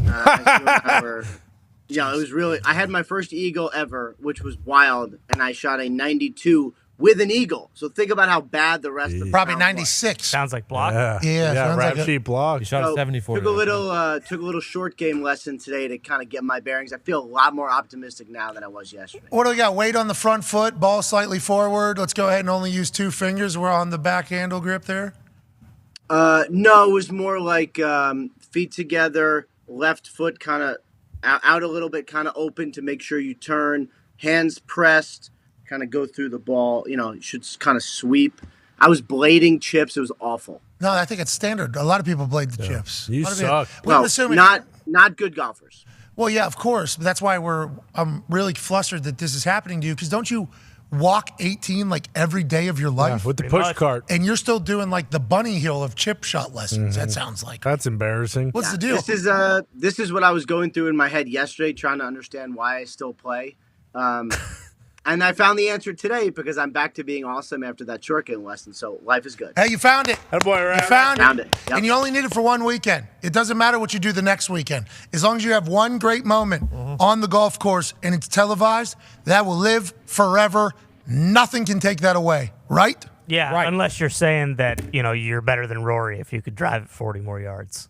Let's go to football now. Let's talk about the NFL. He said that as a joke. And I believe the person interviewing that person could have potentially got a little clarity immediately afterwards. I agree with to kind of save the whole thing. That could have certainly happened. But doesn't think that is that's not being taken into account. Like, hey, can we get some clarification on what he actually just said there? Because it's a pretty big statement. And Mike Block's a good guy. He is a good guy. Absolutely. Great guy. Love Blocky. Anyways, let's go to football here. The Arizona Cardinals have cut DeAndre Hopkins. Now, you know that that's a big deal because on April 3rd, you came on this particular program and you said that you don't foresee a situation where DeAndre Hopkins, I'd be surprised if DeAndre Hopkins was released. If he's traded, his salary will be adjusted. That's from the Phoenix Cardinals podcast. Shout out for you guys reminding us of this. But you said that. So this is all kind of happening quickly. When did the mood kind of shift to, you know what, we're going to release him. We'll take the eat of the salary cap, and then we just move on? Because this didn't seem like an outcome at all. To me, it didn't seem like an outcome at all either. And at that time, when I said it, the Cardinals were having trade talks. They had trade talks all the way through to the draft, really up until, I would say, Wednesday night. And, there were definitely times before the draft when I thought he was going to get traded. The contract, he's obviously not going to get paid the $19.5 million that he would have made from the Cardinals this year. That was really never going to happen for any team. He was willing to take less. He was willing to take an incentive-laden deal. The problem is when you're adjusting the contract and you have a team, and there were, certainly several interested teams. I mean, Von Miller has come on and talked about his recruitment. I'm sure the Bills would have been a potential option there. I know that Kansas City would have been a potential. There's some really good teams, Ravens perhaps. Some really good teams have been interested in DeAndre Hopkins over the last couple of months. The problem is, you had to adjust the salary. Then there was the draft pick compensation. Then there was talk of maybe the Cardinals eating some money. They didn't seem to want to eat money for a guy they were saying goodbye to anyway. So basically what they did was at some point, they said, you know what? We have tried everything to trade him.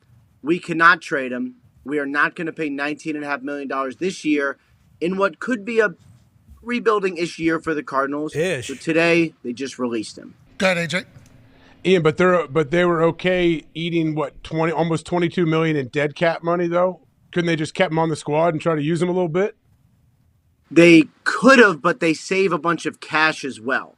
So there's obviously the cap, and then there's the cash. They were going to be hit with the dead cap money anyway. Like that was counting on their cap. They could not post June 1 the cap. Basically, they couldn't split it up over 2 years because they already have two players who are post June 1 designations. They're taking it all this year, but they're saving cash. And, for what you think is going to be a difficult year for the Cardinals, paying a receiver who is has been a number one receiver, I personally think could still be. But we'll see if teams pay him like that. Doing all that for a team that's going to maybe struggle might not make sense for the Cardinals when they seem to be looking a little more toward the future. Okay, so there isn't a conversation about them potentially doing good by DeAndre Hopkins and just saying, hey, you can be a free agent as opposed to us necessarily deciding where you're going? No. I mean, if that was the case, they would have done it before the draft, before teams drafted receivers. And salary caps were eaten up or whatever. What do you think realistic market is right now? He's gonna have to take a deal, like a prove-it deal almost, don't you think? Yeah, I mean, he might. So I would say if you had asked me before the Odell deal, before the $15 million fully guaranteed up to 18, I would have said, the market for these sort of a little bit older receivers who have a little bit to prove would be like Michael Thomas, right? Where you basically make about $10 million with a chance to get to 15. The Ravens paid more for Odell. And I wonder if the Odell deal complicated the DeAndre Hopkins trade deal, because obviously he's going to say, I probably should make as much as Odell. And there was one team willing to pay Odell what he made. That was the Ravens. Interesting. So- well, that's what your value is. Whatever somebody will pay Yeah. you is exactly what 100%. your value is. You're saying there's a chance a team will give a big deal because they know that D-Hop will add to them immediately. Yeah, it'll have to be creative because people don't have a lot of space. I mean, there's just not a lot of deals happen after the draft because there's not a lot of salary cap space. Now, you could always create, but you are leveraging. And I would expect, look, there's some really good teams, we just mentioned some of them, who might be a piece away, playoff teams.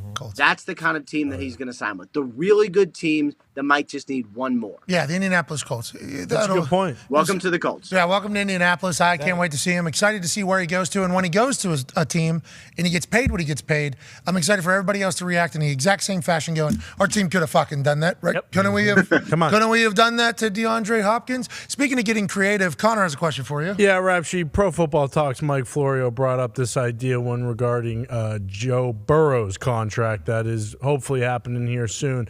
Is there any chance that teams will start doing percentages of salary caps as their contract negotiation? Like the Pat Mahomes deal, he referenced how, 5 years ago it was the number one deal, but, this year he's the 8th overall or whatever it is. Will that be something in the future that teams do for each position?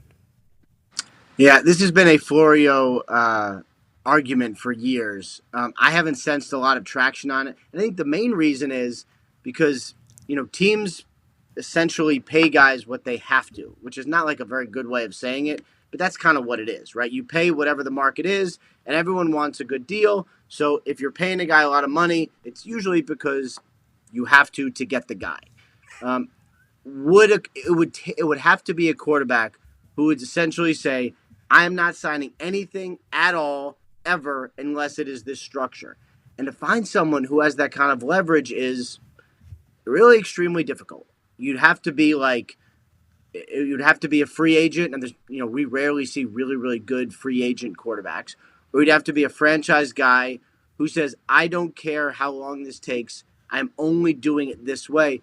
Kind of like you'd have to have the leverage that Deshaun Watson had that enabled him to get the fully guaranteed deal that we've seen is leverage looking more like an anomaly than anything else. Yeah. You'd have to be that kind of situation. Mulligeta, by the way, shout out to him. He sent us a box saying thank you for the kind response at Radio Row. Gave me, I got a pair of Travis Scott shoes. Shoes and the 1942 Wow. tequila. What? Yeah, he was one who got that deal done. We've obviously been incredibly impressed by it, as has everybody else who's been trying to, I think, shoot for that contract. And every team has basically gone, nope.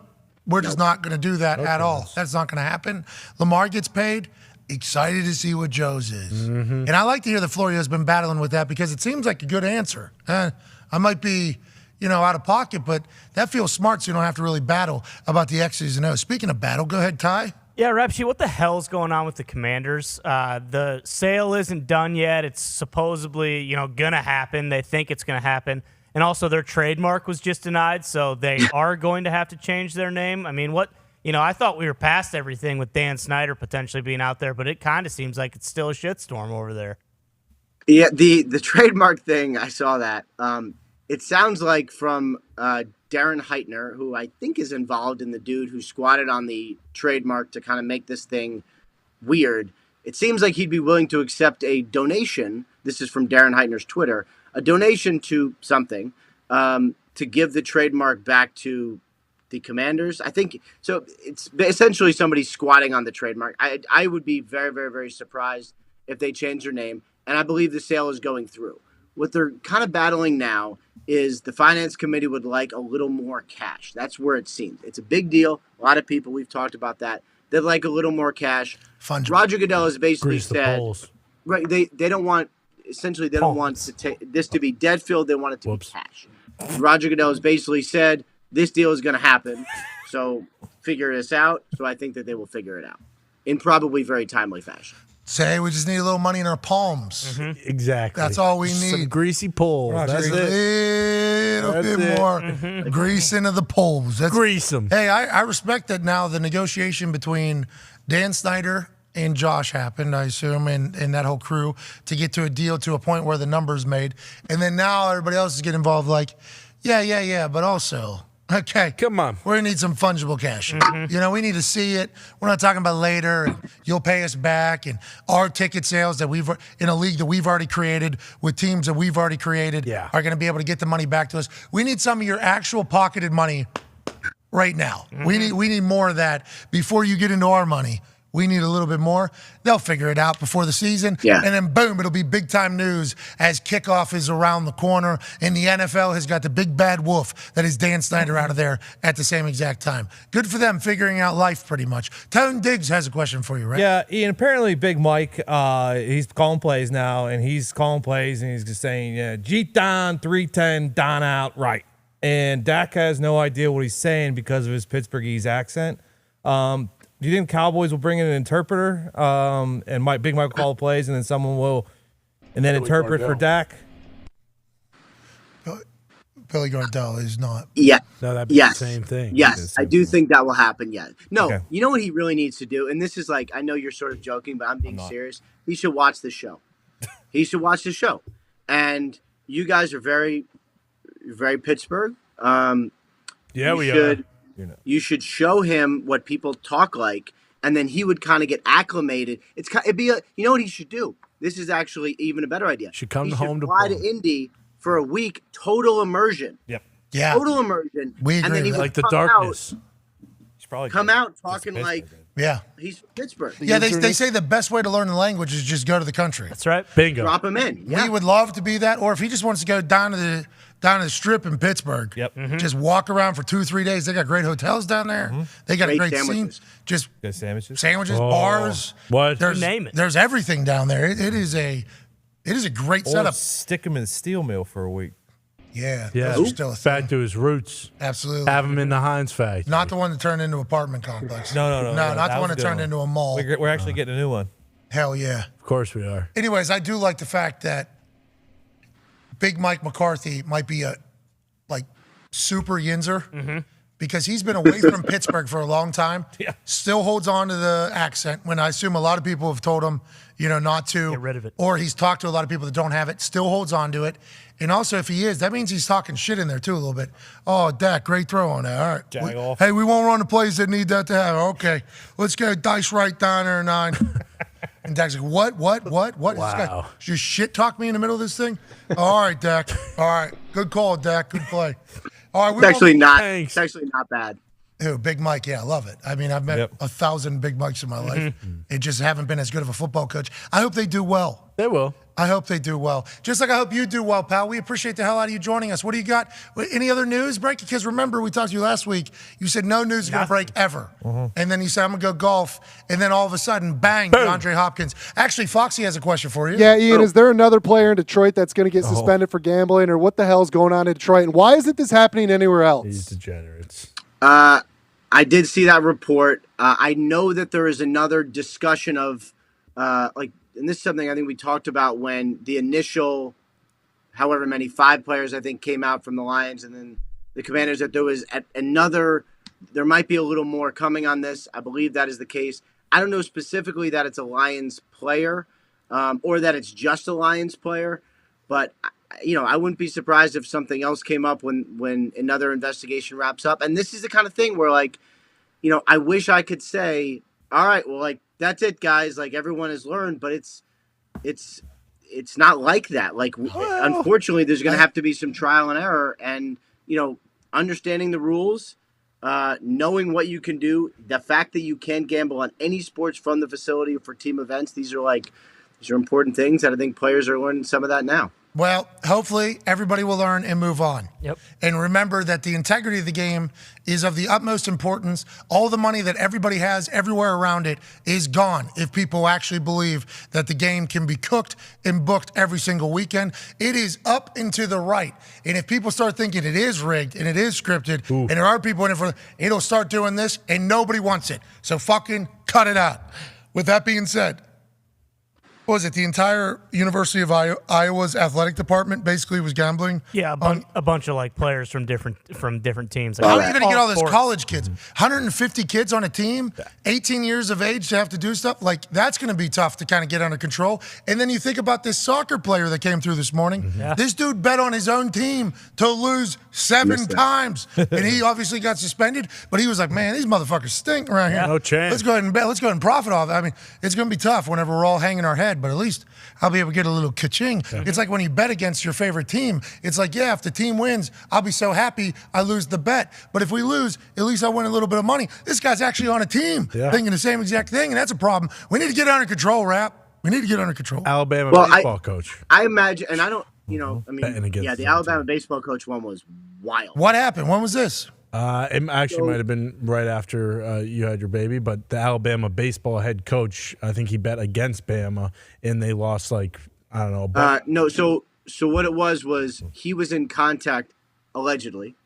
Well, it's certainly on this show after. In Ohio. He was Ohio, yeah. Yeah. He was in contact with apparently a gambler in Ohio, and their pitcher was scratched before the game, and then there was some like weird activity on the game, and Alabama lost.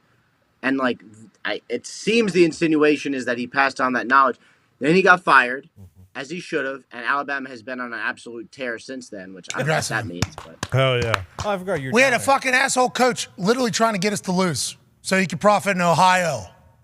Interesting. Was that Wow, who would have thought, AJ? Wow, you're the champion of Ohio. You got this stuff happening. together. Got that big You're basically the house. We president. wouldn't have got caught. Wouldn't have got caught if he told me. We'd be all right. All right. Thank you, champion of Ohio. We just figured it out. Thank you. Have a great weekend, Ian. Hey, remember, give thanks this weekend that you get to do what you do, you know? Yes. I will definitely give thanks, especially if I start hitting better chips and maybe. You're a It's not piece of just shit. about your golf game. Come on. No, I'm Not saying just You your for the self country. game, you fucking. Jesus Christ. I'm disgusted. Hit the Memorial bricks, you Day. sack of shit. Yeah. When did the kids get sent to Fiji or whatever it is? Yeah, you're lucky you're not speaking German. We got another month to go. So today, well, except for right here, I've been hanging out with him. It's Oh, actually really nice. fun. Oh, that's why you really? came on here. Dadding, not bad. All right, ladies and gentlemen, Ian Rapport. Thank you, buddy. Yeah, if I start making some putts, I'll have a good Memorial Day weekend. It's like, You son of a bitch. just look around, dude. Look around. Yeah. Take some phone calls before we get out of here. Didn't really learn much there. No. No, not at all. Trade talks were very real, though, up until the night before the draft. That's why our source says probably thought something was going to happen. Yeah. And you learned about that baseball coach. Good. Alabama baseball guy. I didn't know there was some fuckery. Yeah. They halted all betting on the Alabama games, and then they found out what was going on. Wild time right now. It's Wild Wild West. It is. In this whole new gambling excursion. I'm not saying it. I'm happy we don't, Yeah. Yeah. That is, Right. Getting tangled up and all that. seems like there's a lot happening and potentially going to happen. Oh, yeah. They'll figure it out, though, because there's so much money, and it feels like regulators are. But there being different rules in every single state and different operations in every single state. It's an issue. And you know what I mean? Like it is, but these are the times. And, like 20 years from now, whenever they look back, it was like, oh, it was a 2-year period to kind of roll, 3-year period to kind of get it all under control. It's like, that doesn't seem that long, but when you're in it, long Long Oh, time. A lot of shit can happen in those times. You know what I mean, AJ? I mean, think if you're a head baseball coach of a big program, and all of a sudden you get busted for this, you're not getting another gig. Can't. Get the fuck Like, off the no tour. no one's going to hire you. Like, would any D3 school hire you? Probably. I don't know. They hired your buddy Todd Brenneman right after that happened. So Tom Brenneman, yeah. Say Todd? Tom, He said whatever Todd, his name is. Jack? What? Tom? Tom. Let's go to the phones. There's a deep drive to left field. Let's go to Chad in Florida. Still plays on the internet on the 500 phone line. Chad, what's going on down there in Florida? What part and how hot is it? B-Done, it's hot as hell, boys. Oh, yeah. How you doing? Keep it moving. All right. You got it. Hell yeah. First thing, I just want to ask you guys, is Kyle Trask going to win that quarterback spot down there in Tampa? I think he might. No. I saw Baker. They put a clip of Baker on there missing somebody by a good 10 to 15 yards. Saw that too. They did do that. I don't know who was trying to get him to look terrible, but there was a narrative that he was missing people in routes versus air, and I certainly saw one ball, but Baker Mayfield's a guy. Remember he went to L.A., did his thing. They paid him a little bit, but they did draft Kyle Trask, and they've kept him The around. guy sucks. The All right. guy sucks. Whoa. Feel Feel Good Friday, Chad. Come on. Memorial Day. Read the room. Let's go to Trevor in Michigan on the 5 Energy phone line. Trevor, what's going on, pal? How's it going? Keep it moving. Nailed it. Long time listener, first time caller. Hell yeah. Hey, Welcome. Calvin, back in the facility yesterday. Is there a chance the curse has been lifted? Oh. And when's you guys still out tour coming through Detroit? All right. Thank you, Trevor. We appreciate you. Have been looking at dates for a show in Detroit. Can't wait to do that. Live up our end of the bet since the Detroit Lions did beat the Green Bay Packers in Week 18, although it did not propel them into the playoffs. That was part of it. Because something happened earlier in the day, which is an absolute bummer. We'll be raising money for a charity of TJ Lang's choice. Can't wait to see him and get up to Detroit. Yeah, Calvin Johnson back in the building's good. Big dap up with Big MCDC. This is good, Foxy. You got to be happy about this. Yeah, I'd say it's probably the most important thing the Lions have done in quite some time. We've been talking about this for like 4 years at this point, that the Calvin Johnson curse is real, and it just so happens team's getting good. The relationship with Calvin's getting better. That's just not a coincidence, I don't think. So, yeah, this is awesome. Yeah, maybe Calvin's telling him, instead of placing a sports bet, why don't you smoke some dope? Yes. Do that instead. Exactly. Right, AJ? Yeah. Right. Yeah. Calvin also is a giant. Look at him hugging Dan Campbell, and he's much bigger than him. Calvin's awesome, dude. Yeah. MCDC's massive. Too. Remember when we saw him? Oh my. So jocked. So Ridiculous. So Proper jocked. That's the cost of doing business. That's literally the motto for the Detroit Lions this year. Cost of doing business is on the back of the shirt right there for OTAs. That is team motto for 2023. Hey, you want to be sore? Yeah, that's cost of doing business. man. Long hours watching film, it's cost of doing business, man. All right, business is going to be good. If business ain't good, we're all gone. We're out of the business. So that's cost of doing business. I love that. Let's go. So awesome. I've never heard that before. Have you, AJ? I have not. No. It's I like it. all in, you know, we're all we got. Do your job. All those things are normally the motto. This one's like, that's cost of doing business. Do business, man. Man, I haven't been home in like 2 weeks, man. Hey, it's cost of doing business, man. I got a couple assistant coaches that are methed out of their minds, haven't seen their kids for the last 2 years. Hey. Cost of doing business, man. Sorry about it, man. You want to win or not? There's only one trophy unless there's a replica. What was that? I don't know. I don't love it. Man, that was a letdown. I mean, what we haven't talked about is the attempt by Mitt to pick it up as well. That was in the off-air time. We don't need to. Let's go to the phones. Mitt was a champion today. He was. He was. That's why I'm most happy that the Larry O'Brien trophy came, because Mitt got a chance to hoist it and get a photo. Yeah. Mitt's a champion. Thank you, Mitt. That boy, Mitt. Congrats, too, Mitt. Yeah. Congrats, Mitt. You did it. Hey, Mitt, way to, do we have Mitt Cam back there? Hey, Mitt, way to go.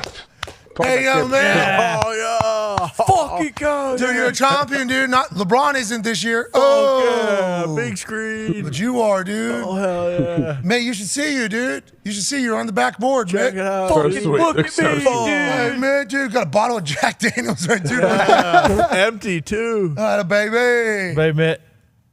Fuck yeah, dude. Is this dude housing Bud Lights in the back? What? Coke Zero. Hey, baby, Mitt, way to be champion. Keep going, Mitt.